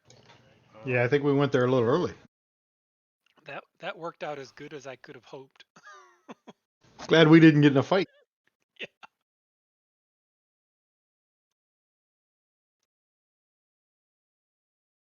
Huh, I can't find that map. But anyways, it's right.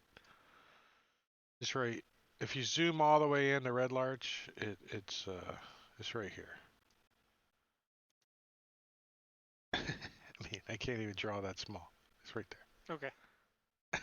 There's the X. Oh wait, I need to make it red.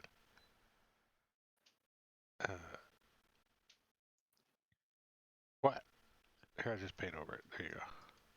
All right, that's where we're headed. Let's see.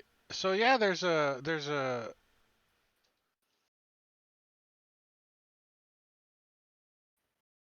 you do find a oh, here, let me give you the quest. There you go.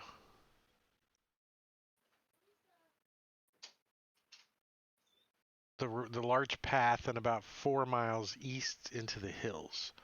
So with the directions, you find this skull human skull, his jaw sagging, and is pinned to the trunk of a tree ahead by a big black arrow protruding from one of its skull's eye sockets. Oh, I need to stop Pretzel. No one's talking in chat. It's Pretzel dinging in my ears. So I'm going to study the arrow. Does it look like it's orcish or elven or any So when you get particular up flavor? and you look at the arrow, the shaft, there's something weird about the shaft when you first walk up to it and look at it, and then you can see there's like some kind of black parchment kind of wrapped around the shaft, like rolled around it. All right, so I'm going to look up in the tree, see if there's anything up in there, anybody around. If there's not, then I'll grab the parchment.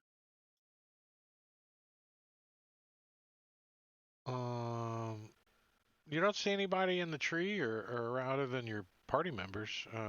There is a squirrel that kind of hesitates when you look in his direction. He was like, and then he hops away. It's only you're thinking he's going to take some of your I'm going to burn down a tree. Not my some of your string. peanuts. You thought he might take some, so you growled at him and he ran off. Yeah, there's a piece of black parchment. Kind of weird feeling parchment though. Do you get like, are you trained in like medicine or anything like taxidermy? Yes, I am.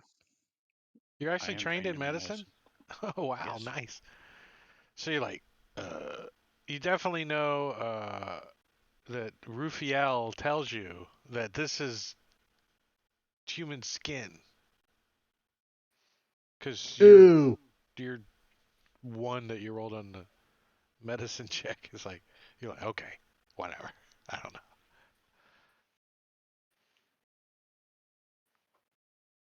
But as you're looking at it, you're feeling it, and you kind of unfurl it. There's some kind of words on the inside of it. I'll read the words. Oh, it's a hex tree. Pinch starts spinning around in circles and spitting.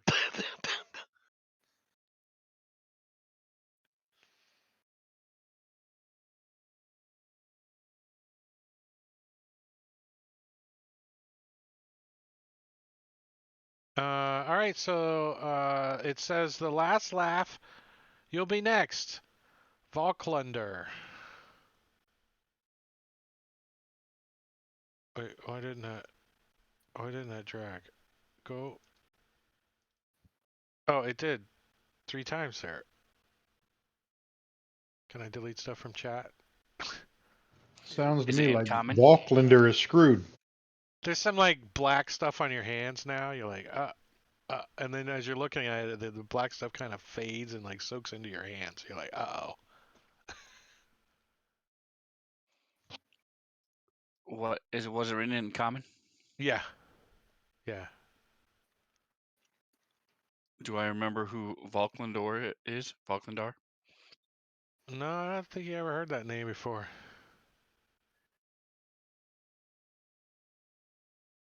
All right, so I'll give it to Jangling. Yeah, has Jangling ever heard the name before? Being from So- Red Larch? So you like take this parchment from him and look at it and read it? I don't want it. Not after I've learned that it was human skin. He's like, wait, I don't want to look at that.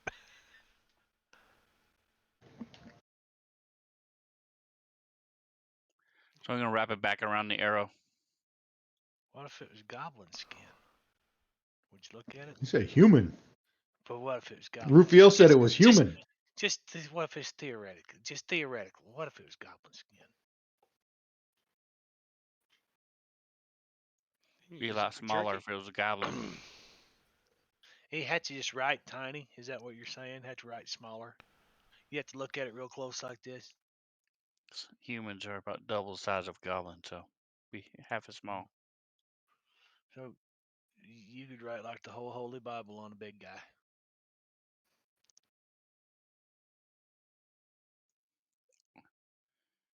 Lumina, you want anything with this? You want the arrow? Who knows what they did with that arrow? I've got enough. I don't need to risk it. They shot a skull into a tree. That's what they did with it. firebolt it, burn it up. What's the last laugh got to do with anything anyway? I don't see nothing funny about any of this. I don't know, but sounds to me Yeah, like just burn it up. Volklander's got some problems. Well, is it signed though? Is it signed by Volklandar? Yeah, I think that's just his signature. Yeah, that's his signature. Well, The wonder if arrow he in the lives. note's Or he gonna could get be next. firebolted. Could be. I mean, you certainly could, ask around and stuff who this guy is, but not 4 miles outside of Red Larch.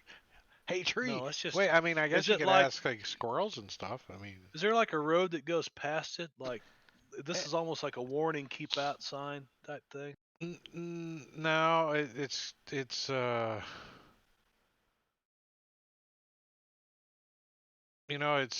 a half a day's walk from along the large path about 4 miles east into the hills. So, it's I guess it's technically 4 miles. Wait, half a day's walk. Oh, so it's up here somewhere. It's over here somewhere.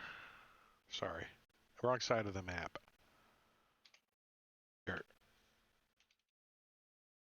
Over here somewhere. Off the path a little bit, so yeah, maybe out here. Is there anything unique about the skull itself besides the arrow sticking out of its face? Well, the arrow's like through the eye socket and through the back of the skull and then into the tree, you know what I mean? All the way. And no, I mean, this could be Falon Kandar for all you know, but it definitely is a human skull. But it looks like it's been here for a while. It's kind of weathered looking. You said that black ink or whatever it was soaked into Soleil's skin? Well, he only saw that. Oh.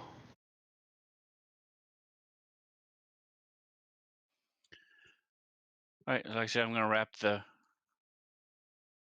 note back around the arrow shaft. and look Yeah, around at the base of the trees. It look like there's been any dug areas that's been dug up where the plants aren't growing as much or anything like that. It looks like somebody might have come through here 3 weeks ago. Kind of traffic. When you guys were level 1.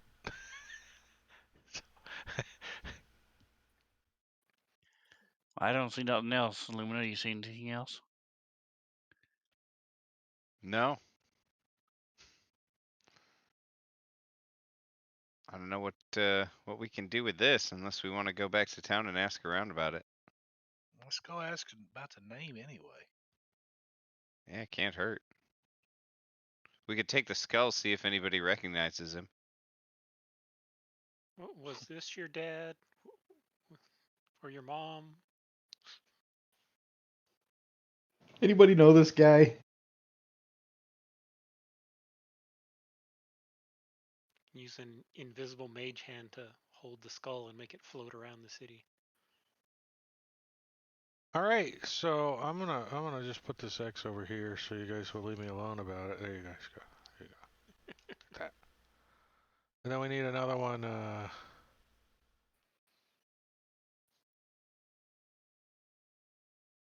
another one. No, not that one. This one. Right here, right? And we need another one.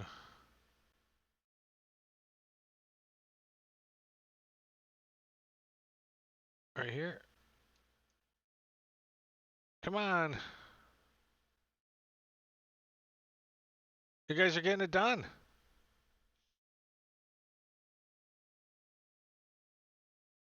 So, What do you got? Ooh, shit. Lock that.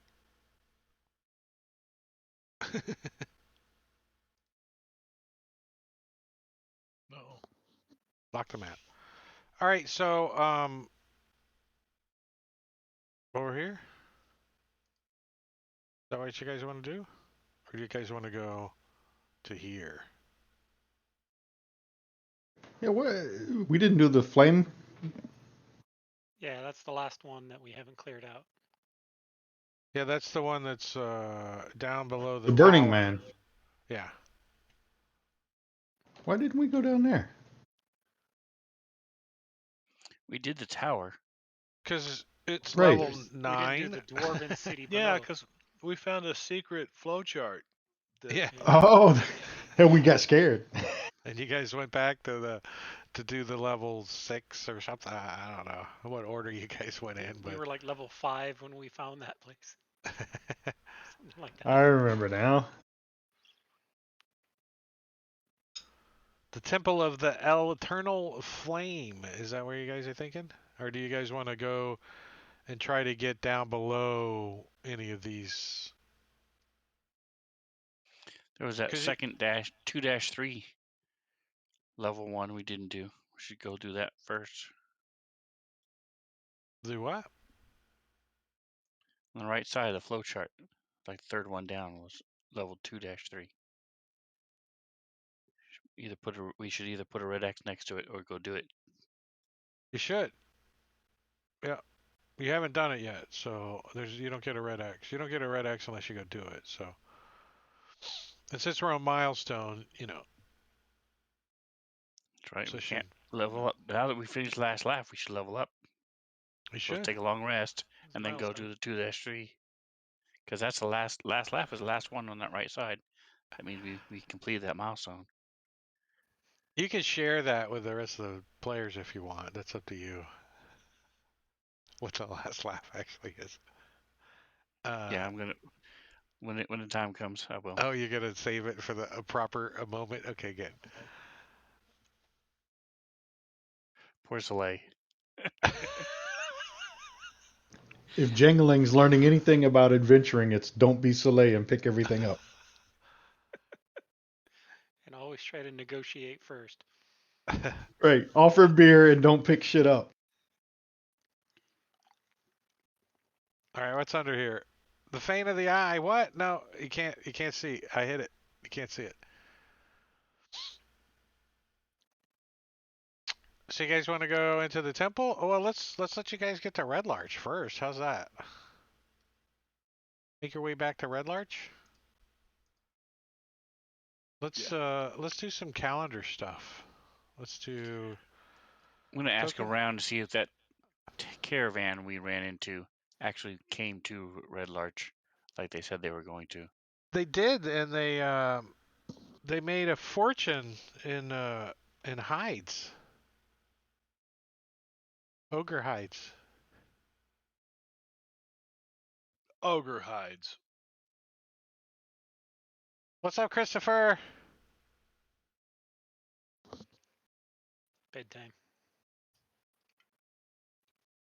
He doesn't know he's on camera, does he? Nope. Have you replaced the lay? Or is that still the same one?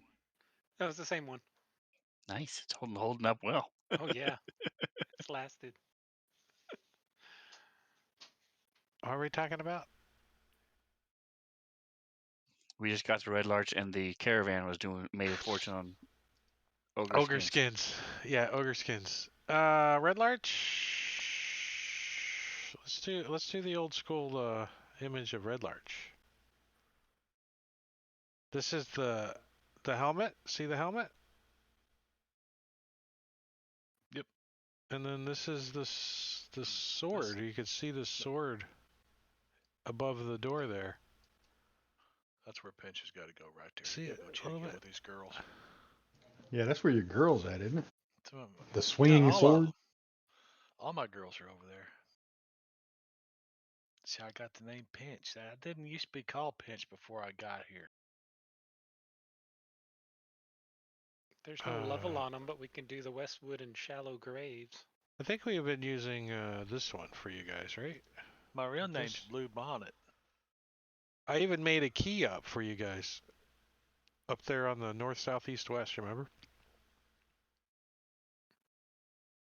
Copy paste. I did a lot of copy paste to do that. Copy paste, copy paste, copy paste. All right, so I vote, since you're to the farthest left portrait, Raphael, pick something and let's do it.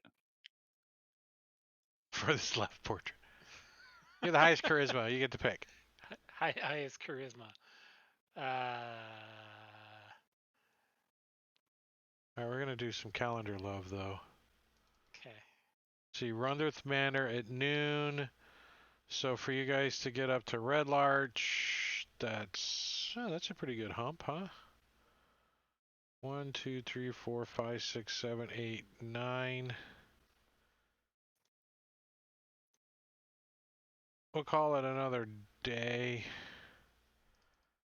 So you guys arrive in Red Larch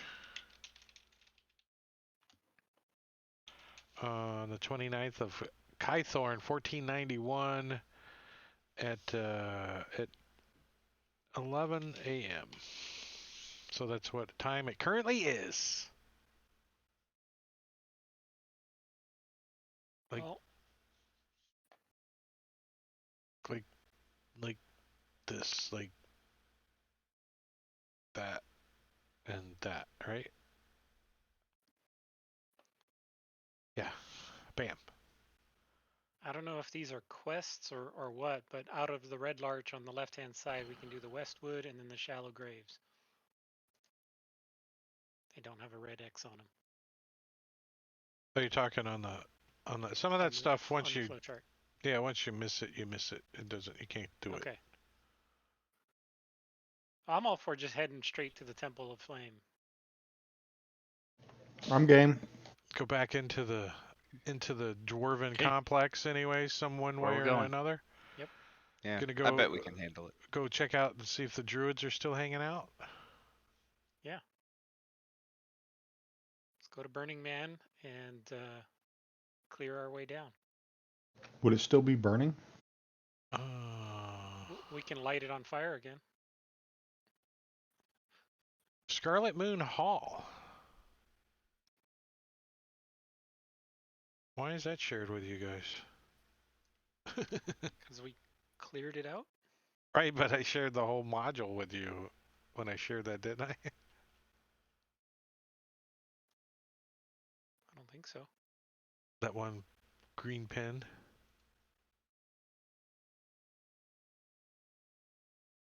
I'm going to take it back. You guys can't have it. When I click on it, it says a module you are attempting to use is not loaded because it's the DM module. So Yeah. you Okay, can't yeah. open it anyway. I take it back. Scarlet Moon Hall was, if you guys remember, I'm just going to quickly push you a map. This deal, if you remember. The tower, Druids. and the Burning Man, and the druids, and all that kind of crap. And when you guys go down inside of it, it's called the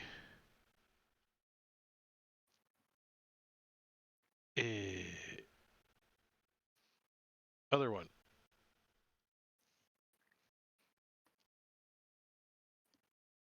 So you guys make your way in. Guess we kind of need a refresher what's inside of this map looks like, right? Because I don't I don't really think we ever went there. Yeah, the flame one we never went to. Yeah, the inside of the tower though. Oh yeah, there was just a stairs. Oh, that's right. There was some It was all filled in. hobgoblins that were there. They were In guarding. beds and the mephits on the bottom. Yeah, the Yeah, methods but that there was were- a set of stairs in the back that led down, and you guys really didn't go in there, Right. which is no, not that way.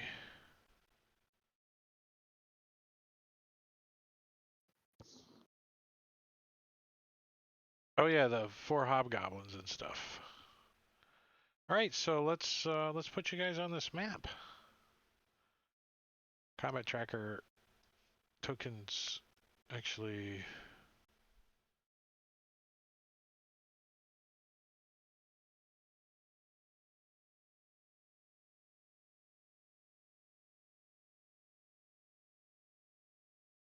I don't like the way it does the line anymore. It didn't used to be a big deal until line of sight. Now it's a problem. All right, so we've got Soleil probably in the front, right? And then I think we had Lumina, Pinch, and then Changeling and Rufiel in the back, I believe is how you guys got it set up. So as you guys make your way into the tower again, everything seems to be abandoned. You don't see any druids up here. There's no flame burning anymore. Some of the scaffolding looks like it might have fallen down a little bit, and things are out of disrepair.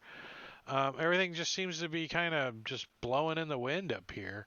As you guys come in and make your way through the debris that's in the bottom of the tower and the dead fire methods, you guys get to a staircase, and this is where you know that there were some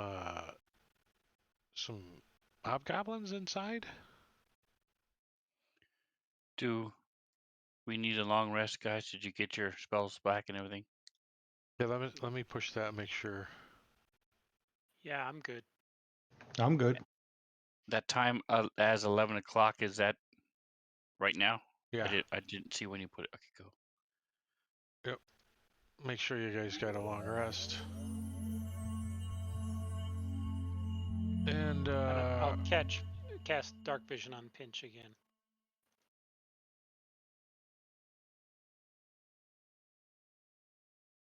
We get half our arrows back, is that right? but not magically.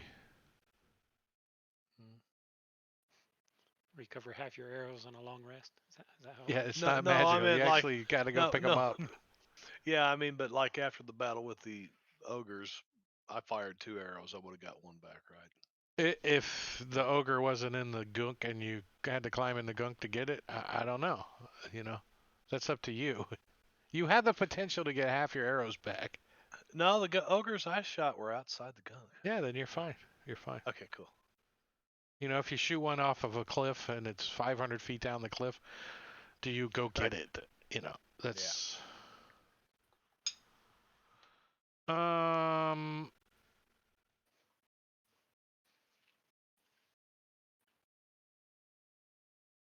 right, let's do this.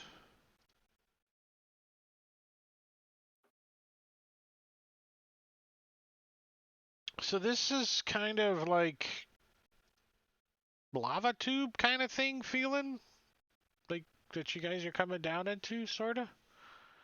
And you can tell the temperature is warmer down here. As a This is general so idea, the temple complex has the following features. The ceilings are 15 foot high. Your doors consist of the same stone slab balanced on the central pivot point, you know, making a 3-foot opening on either side. Double doors have iron hinges and swing like normal doors would. Lighting, lighting is turned on. And that's pretty much it. This is like twisting, turning lava tubes.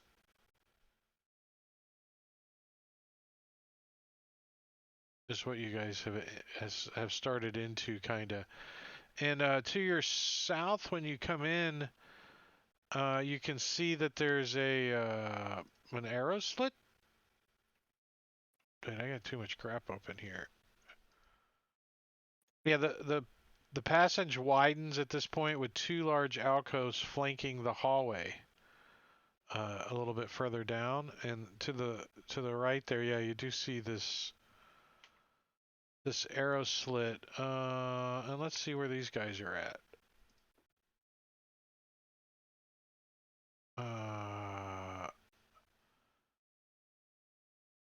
Yeah, so as you guys come, I think you guys would have come around the corner or something a little bit further up, and see these guys.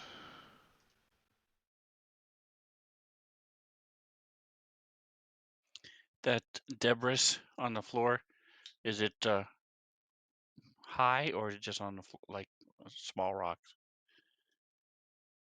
All right, so there's 4 hobgoblins and it looks like a captain, and so 5 hobgoblins. They're dressed in flame red tabards with a symbol of the elemental fire on their chest. And as you guys come walking down, one of them says, "Who goes there?" So, Now, what was your question? Oh, the debris. It's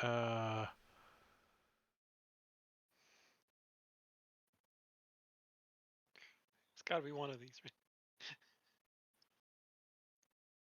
Loose piles of stone form barricades at the front of each alcove. So yeah, they're barricades. So okay.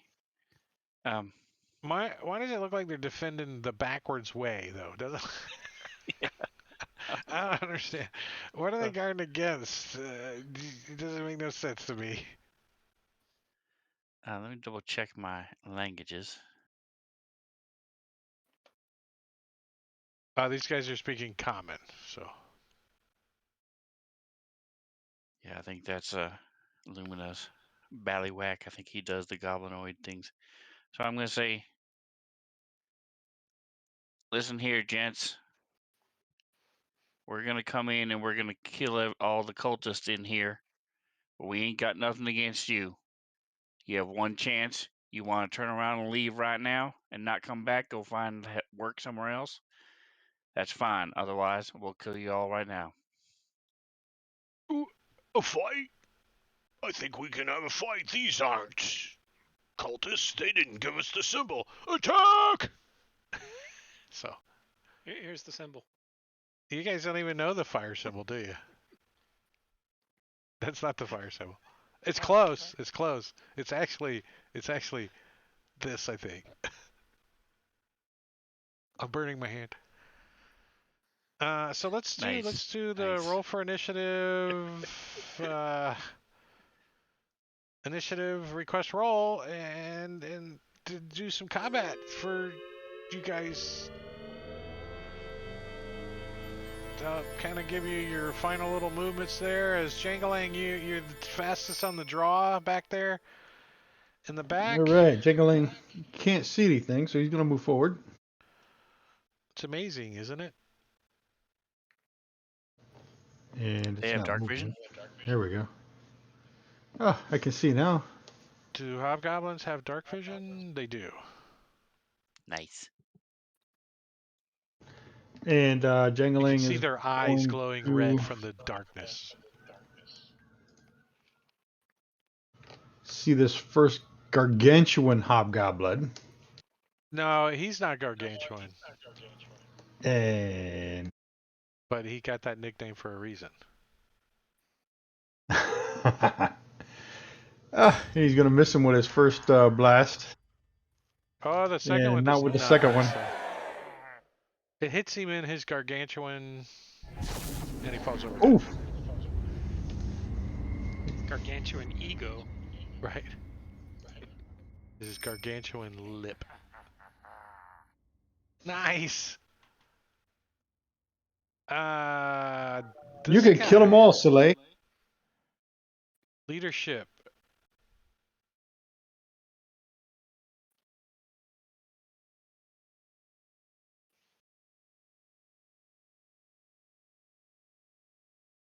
Huh.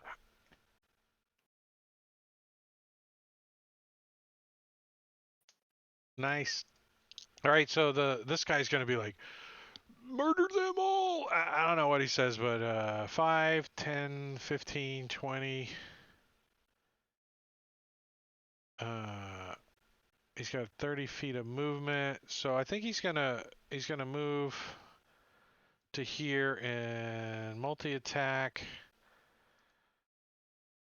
with his only with a javelin that he doesn't have multi-attack. Is he chucks a javelin at Soleil and he dodges out of the way. Whoosh, bing, bang, bang. It bounces down the hallway. Withered Chin Curtain.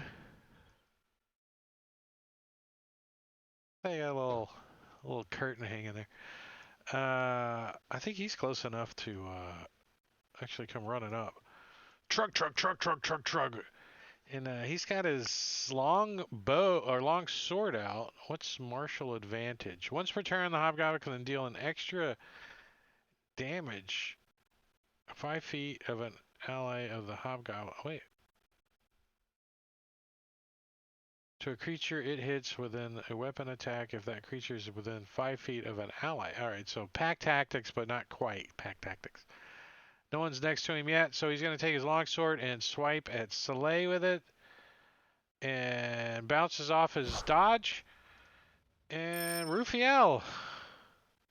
Alright, Rufiel is going to come forward and see if he can actually see somebody. Isn't that a song? See if he can see somebody. And I'm going to target the captain. And I am going to mind sliver him. And get into his brain. He totally let you in.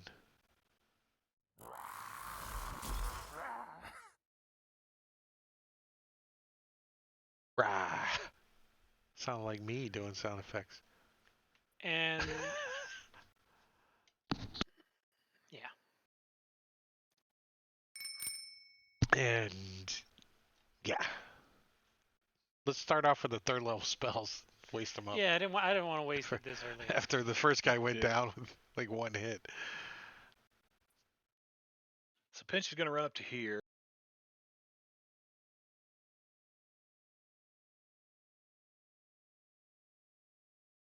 And take a stick. A swipe with this.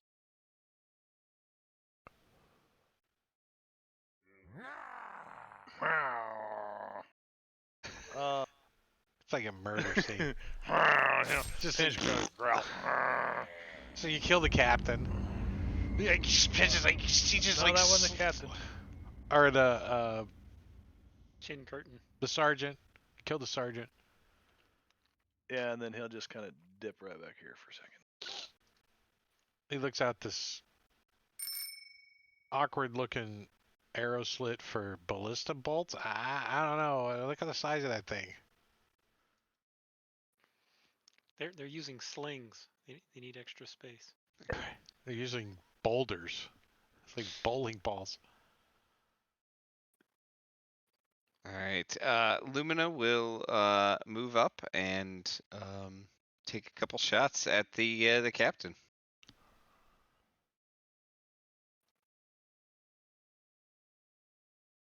A hit. You hit him in his. Add some swarm damage to that. In his rank. You hit him right in his rank. Twice. You hit him so hard now he's a lieutenant.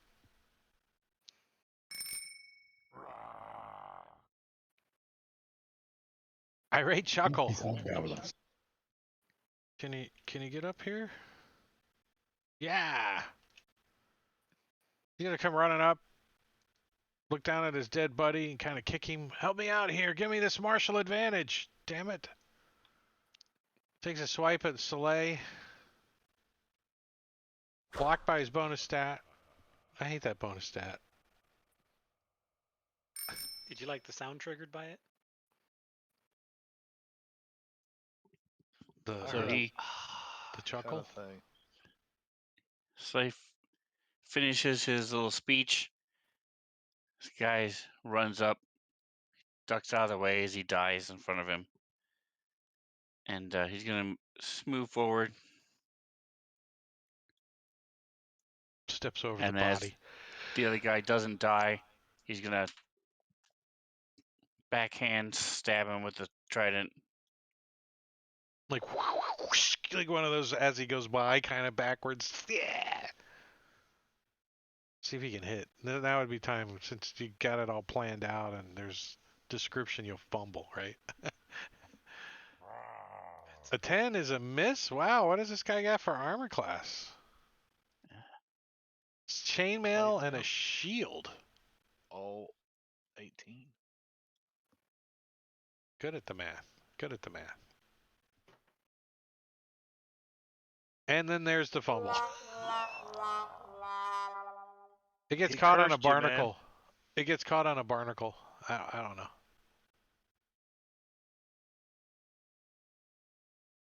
He's gonna move up out of the way. Everybody else. Ooh, combat tracker across the map. Let's not do that. I ain't mad. I'm just disappointed. So this guy's got a tie that comes down to his knees, like a Flava Flav tie or something. And he's gonna come up and join his buddy up here. And now they get their martial advantage. Let's see if he hits first, though. It doesn't give you advantage, though. No.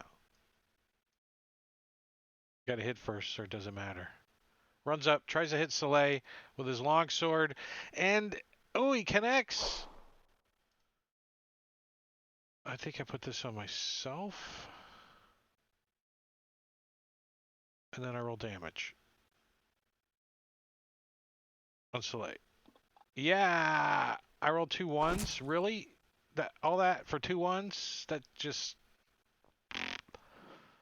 Yeah, that martial advantage gives him another 2d6 damage. Or just 2 in this case. Pinch! Alright, Pinch gonna run up here.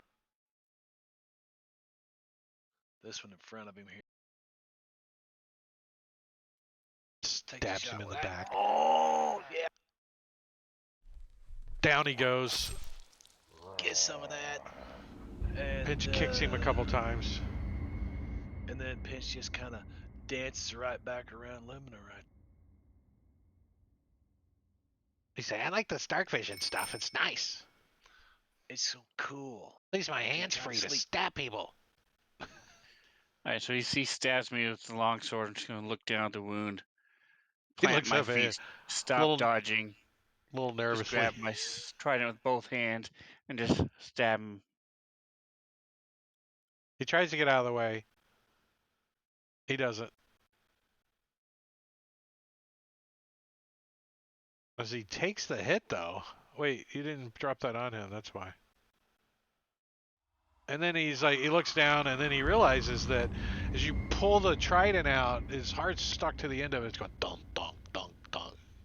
And he tries to like grab it, and you like hold it around. It's like $1. It's like, I got $1 for you. I'm gonna walk over here, dragging him along. Got with your me, heart. I got your heart. Oh, you dragging hook him him with across a... the floor, and I'm gonna plant my foot on him and rip trident out. Still not dodging or moving, just stab this guy. The captain.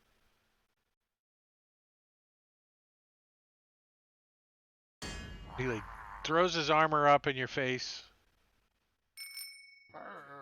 His half plate. Nice. All right, Lumina will step forward a little bit, but not too far because he doesn't want to slip into any of this. Yeah, just, he like blood that's actually everywhere. he kind of steps back a little too. He's like, that's a lot of blood. And yeah, just shoot at the captain. Oh, it's like Oh, that'll. so Slicker's running up. He's like, I'm not dodging, I'm not nothing, and you just shoot the guy right in the throat. The guy's like sprint, blood like sprays all over Soleil's face as he falls down. He looks back at you with a frown on his face, and blood dripping off of him. I think that's a win. I think that's a little victory clap. A little victory clap for you guys. Wait, I This pushed the one here's button. got half plate. Might be worth a pretty penny. Golf clap. Those of you with the bags. But it's heavy. You have to help me get in here. I'll carry it by myself, but you got to help me get in here. I'll carry it all by myself. Yeah, you can grab a set of half plate from the items list, and if you want to put it in the back. Yeah. There's also the captain has a belt pouch on him, which has 20 gold pieces in it, and a pair of like really nice polished bloodstones that are worth 50 gold apiece. It's a rich I'm gonna- hobgoblin. Is that a Right? euphemism? He's a Oh, I captain. like that. I got Pinch puts the half plate on. He's got an armor class 19. Nice. Bloody All right, so there's the polished gemstones. I'll give you I'll split your gold up for you guys. 4 gold apiece. And a belt pouch if someone's looking for one. Just doesn't have the weight yet. What? Give me my... Actually, would it be in a parcel? Wouldn't even be updated in a parcel? Nope. Where was I 5 years ago when they came out with the player's handbook? Make them put that shit in there. It's so stupid, right? Why do I have to go somewhere else to find that information? At least a link to the chart should be there. All right, I'm going to unlock your tokens, though. I love Fantasy Grounds. I'm not bitching. I'm just verbalizing that something has been missed for 6 years. That really shouldn't have been. Hey, Pinch, Are these stairs going up or down? you want to check out this They're wall down. here? Seems weird to end just like this. This Right. wall. Oh, there is Now a we got- secret door there. What do you know? I didn't even notice that. We This got is two weird. more walls that end up here too. We're gonna investigate it.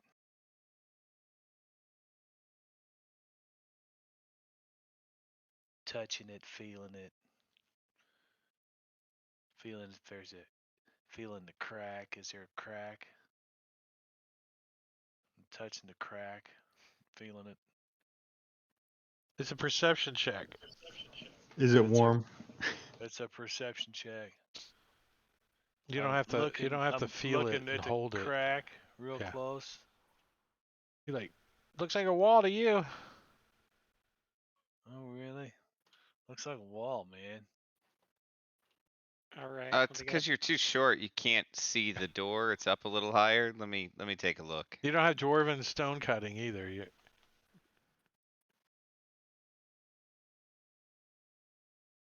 Luna's like, look, you don't look for a secret door. You look for evidence of wind or dirt, and see how this moss is curled up here on the seam. He points, and I just always look for It a says- crack.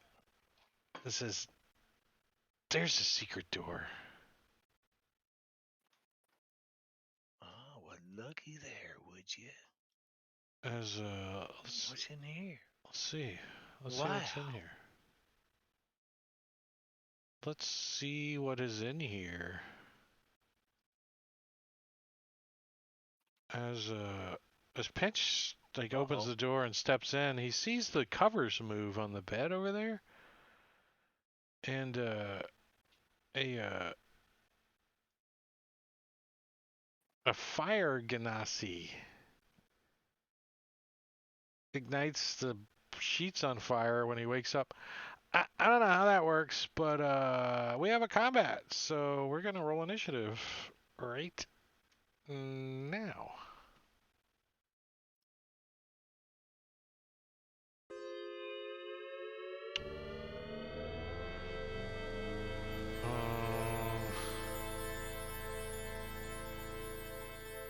East. All right, hold on 1 second. All right, Pinch, you actually get to go first. I don't see him. Is he laying in the bed? This the Oh, bed, I sorry, guess? he's right there. Die, All right, you let me cultist! describe this room. The interior of this stifling chamber is filled with the odor of wood smoke. A smoky haze fills the air. 4 oversized braziers in the corners put off considerable light. A divan sits along one wall, while a writing table with a basalt top rests against another wall. Numerous rugs, many of them singed at the edges, lie scattered on the floor. Wall hangings woven in various shades of scarlet, blood, and rose red are bearing fire-stitched patterns decorate the chamber. A red-skinned man sits up on out of the bed as you open the door and move in. And you see him glance down next to him at a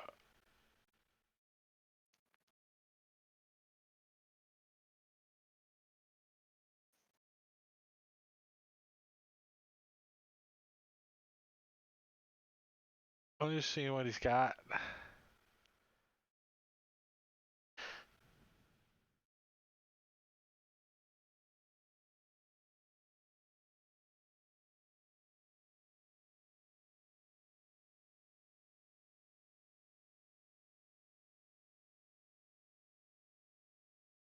Oh, okay, cool. All right, Pinch. So you move up to him. He's reaching for something under the blanket.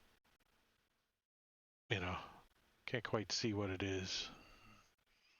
Well, what if I jerk the blanket back and see if I can't get to it first? Is that how you want to burn your action? I don't think so. Is he prone? Is it that important? Is he Yeah, I prone? guess he's laying in the bed, so Well, then no, I would definitely not burn my action doing that. All right. So I don't have him marked as prone because he's gonna that's get fine. up. I'll but- just advantage on it and run right in and try to attack him with this. He starts stabbing at him. He like twists out of the way and throws the blanket up, and you like start shredding the blanket.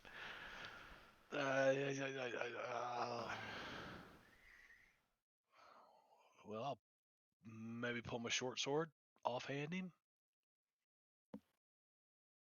Yeah, that's. He's still He's still prone. though, prone. isn't he? You should still have advantage. Well, Yeah, roll that again to if- see if you get a crit. You do Okay. not. But you do get sneak attack, which you need to Ah, apply. shit. Yeah. You see, let's when do it gets sneak attack, this. it'll actually say it in chat. Okay. I don't. Oh, really? Okay. Class. Sneak attack is. How come it won't let me put that on there? Let's see. Sneak attack on turn to bring us. What's the problem? There you go. There we go. Yeah, I had to take the other one off to put it on there. Okay. Short sword.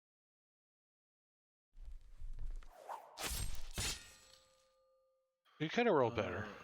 Yeah, could have rolled better. I'm going to, since it doesn't seem like he's got anything in his hand yet, I'm going to take advantage. 10 foot forward, 10 foot. That's he'll have an op shot if he's got something to get a hold of, or if he's got something in his hand. You do realize that'd he be does have 20, something in his hand as you 30. skip out. I thought you said he was reaching for something. Yeah, well, he was holding it handy. Okay, so yeah, so I'm gonna skip back out the door to here. Skip. Yeah. Skip to my loo. Skip Skip to the loo. Diddy Hi ho the Mario as he swipes at you with his dagger he had under his bed. with his sentinel feet. Stops you from moving. No, I'm kidding. As he stabs you, he just slices your, just the back of your arm as you move away for 3 points of damage. Uncanny dodge. Yay. Wait, what happened? Where'd your movement go? Oh, I passed my turn. I don't know. It's still there. Just hasn't been approved. Oh. There we go.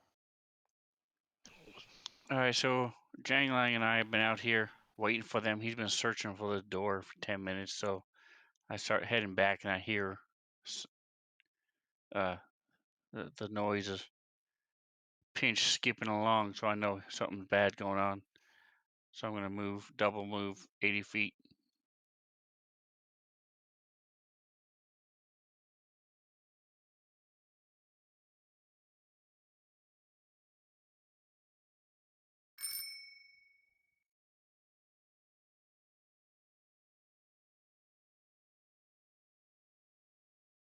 All right, so this guy does stand up. And he immediately pulls out a little pebble out of his pocket and flings it down the hallway. And it ignites like a fireball does. Which is something like this.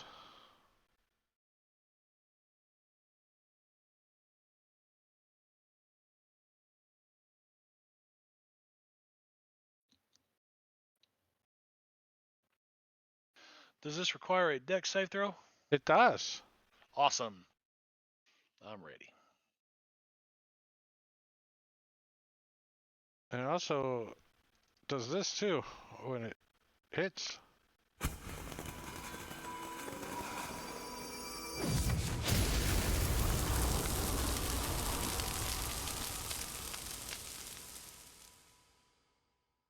And he's going to finish his move over here as he opens this door.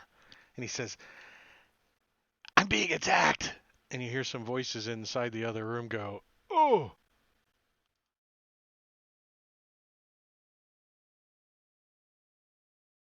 As he passes his turn. Jangling. Jingling's gonna see where the hell did Soleil go? And then he's gonna try to follow him. Pitter patter, pitter patter, pitter patter, pitter patter. I don't think Soleil's very quiet when he moves at 80. And I don't know why it didn't move. There it is. That's 30? 30.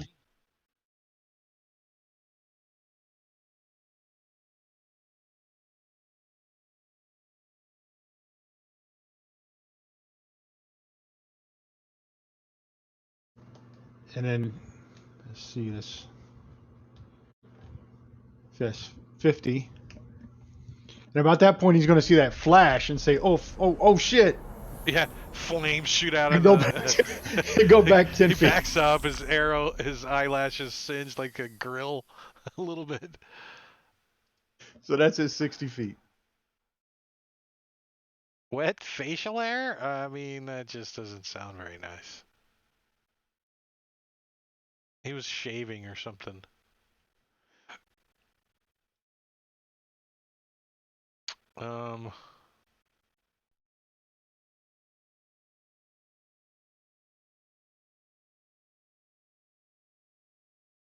Rufiel.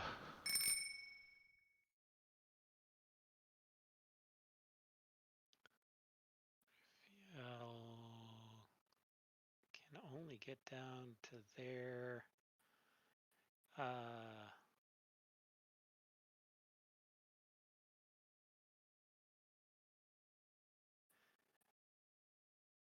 He'll take the move, the dash action to get into there. And then I am going to burn a sorcery point to quicken a spell as I cast Guiding Bolt at this guy. And I'm going to burn my point of inspiration to get advantage on this.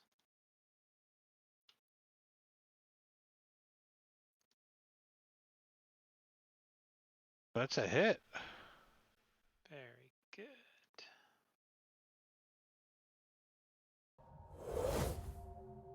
Radiant damage appears to affect fire genocides just fine. Just fine. Very good. And I'll finish up the end of my dash and get back out of there.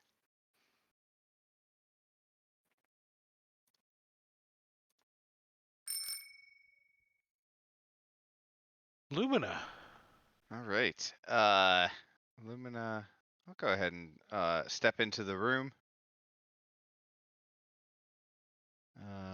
And let's go ahead and Hunter's mark this guy, and then take a couple shots at him.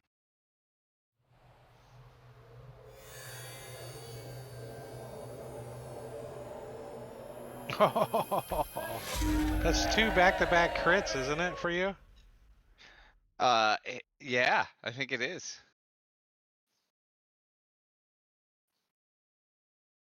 $37 points Good of damage. roll. Nice Ouch. damage. Oh, all right. And I've got one more. Let's see. Shouldn't he be granting? Oh, He yeah, should have he should be granted granting advantage. Yeah, I forgot to add But, that on him. I mean, I hit him with the first attack anyway, so it's expired now, right? You can't double crit him. Yeah. Yeah, so I guess it doesn't matter. Yeah. But I will go ahead and burn my point of inspiration to get advantage on the second attack.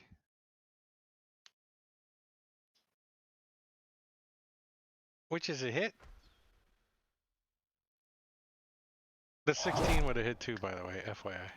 He hasn't been able to cast mage armor on himself since he just woke up.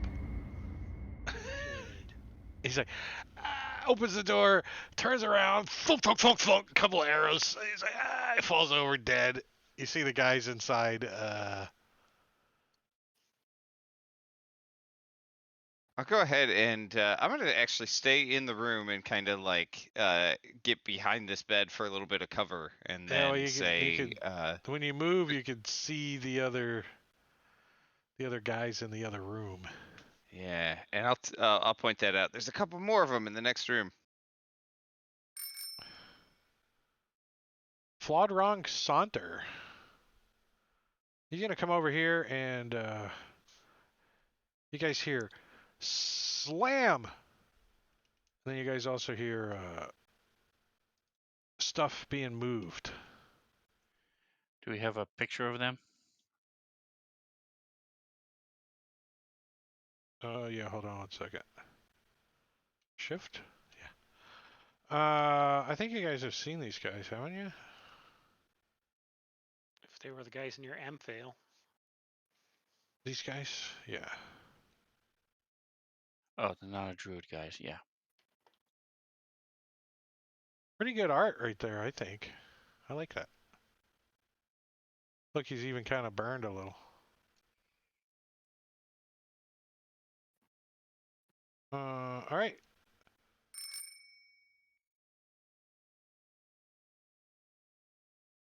Now, do they have dark vision?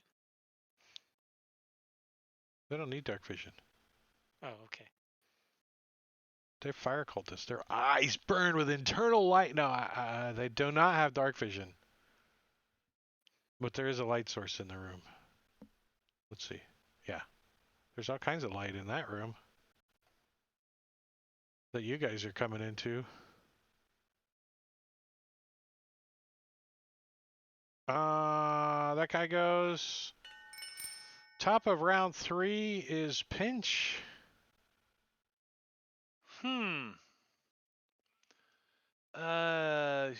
We'll take time to check the desk later. Pinch moves over here. Is that door closed now? Yes. Then you hear commotion on the other side. It sounds like people piling furniture up or something. Okay. Well, they're trying to bar the door, so he will come over here and look at the desk then. see if there's anything on here that stands out immediately that would be of any help right now in this situation. And he would holler, they're barring the door from the inside. Because Pinch doesn't have the muscle for it. Strength of 8. Yeah, no, probably not.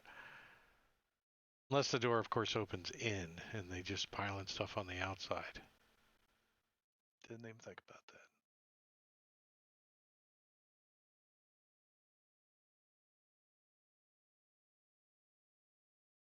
Oh, so I'm in this chapter, but now I have to go to chapter 7 to find out more about this guy. And it's not pinned here. It's nice of them. Isn't that nice of them?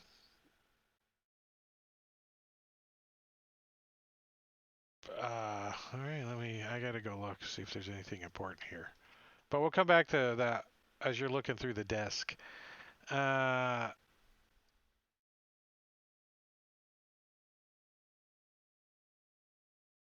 This guy's gonna...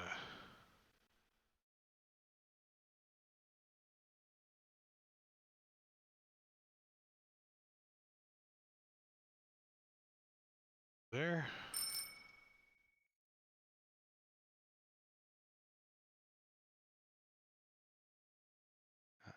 Pinch. There's no time to read What? magazines. I didn't do it. Let's go. And I'll head over to the door and try to open it.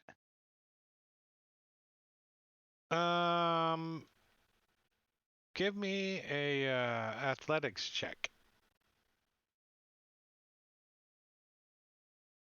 No, you do not.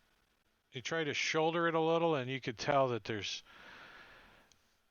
it's being held or blocked on the other side. It moves just a little, but it doesn't. Can't bust it open. All right, I'll step back and I'll say, Soleil, give me a hand with this door.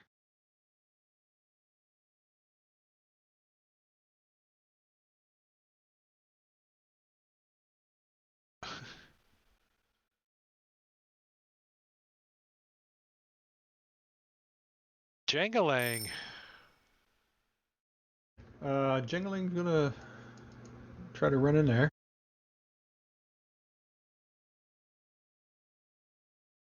Maybe. There it is. There's 20.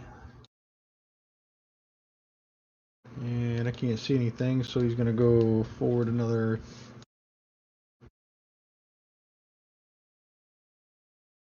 15, 20, 25, 30. See if we can get through that door.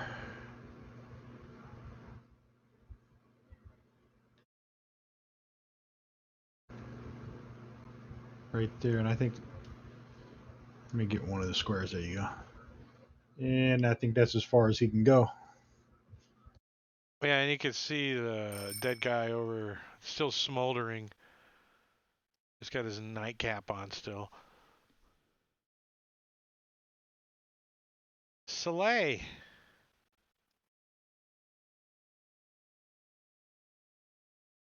Yeah, move in there so I can see what's going on. So I have 20 feet of movement. All right, so I'm going to charge at this door. Do a running kick, try to kick it in. Don't you have some kind of feature or something for charging shit? Is that this character? Do I remember seeing something?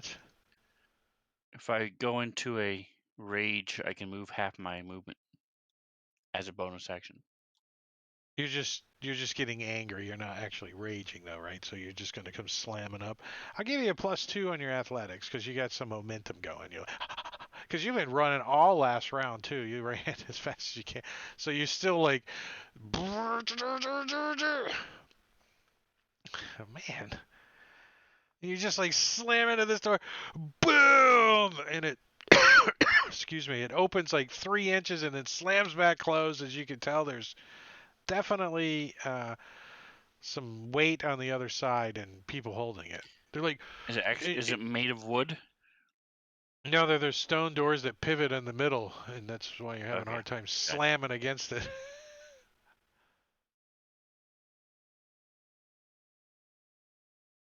It's a little easier to block. What's your passive perception? Like a 13 or something? Pretty low? 14. 14?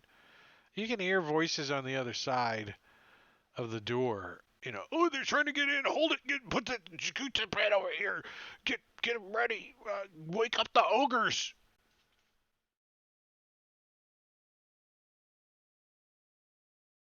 But my hair's still wet. What? I need to use a hairdryer. I'm going to step back and see if someone else has an idea. This guy.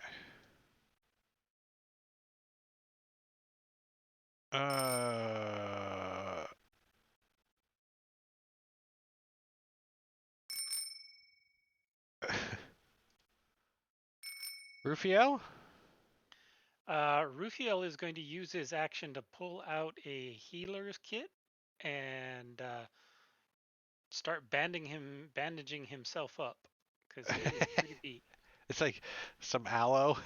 You get some aloe. You're like, oh, that He's fireball. got bandages all over his head now. Now I know how the whole Arm in a Amphells sling. town feels. So that's all he's going to do. All right, well, we're gonna stop at the top of round 4 for the evening. It's 2 minutes till. I don't think we can make it through a round in a couple of minutes or so. But next week is the 14th. Everybody good? 14th? I know we're getting close to the holidays, but the 14th we're good. So next week, 8 o'clock on this channel, Princes of the Apocalypse session 48. And but tomorrow night, you can catch me doing jack shit because I got a night off. But maybe playing with Fantasy Grounds if they send out an update. I don't know. I'm gonna tell Moon Wizard that he's okay to go ahead and send it since our game's over. Yeah, I'll text him. But Thursday, Marbania is gonna try to kill us in Grimora or someplace. I don't know. In Deadlands, Savage Worlds, California. Yeah, over there at 8 o'clock on Marbania's channel. Here's his information if you want to hit the follow button. Follow, like, subscribe, do all that stuff for Morbania. He's behind me on the goal to get rid of the YouTube URL that's really long. I got 92. I had 100 one time, but it was only for like 8 seconds. Thank you, Manicure. I've invited people to try to convince me the Earth is flat on my YouTube channel. If you subscribe, you can converse and try to convince me. You know, I learned something definitely about streaming is you do not gain followers or subscribers while you're live. It just doesn't happen. It has to happen when you're not live. And the only way people come to your channel is if you got content that they like videos and help things and I just got D&D bullshit and a bunch of five fat old guys playing D&D and no one really watches it that much except our friends. So, but if you want to watch it, you can watch this coming Friday as Manicuri DM's Empire of the Ghouls right here at 8 o'clock. I'll be a player. You guys can buy shit and mess with me now. And I never get to buy anything ever. So when I get on that table, I can cheat a little bit. And then Saturday, I'll be DMing over on Rob's channel. It's Minds of Phandelver. Lost Minds of Phandelver. 8 o'clock, 9 o'clock over on Rob's channel. And Sunday is All Things Fantasy Grounds Talk Show. And I don't remember what the topic is. Probably giving away shit. And that's the topic. And then back here on Tuesday. So that's the roundabout thing. We appreciate you guys hanging out, watching. If you haven't followed, please hit the follow button. And we'll talk to you guys later. Thanks. Say goodnight. Good night, stream. See you guys. Peace out.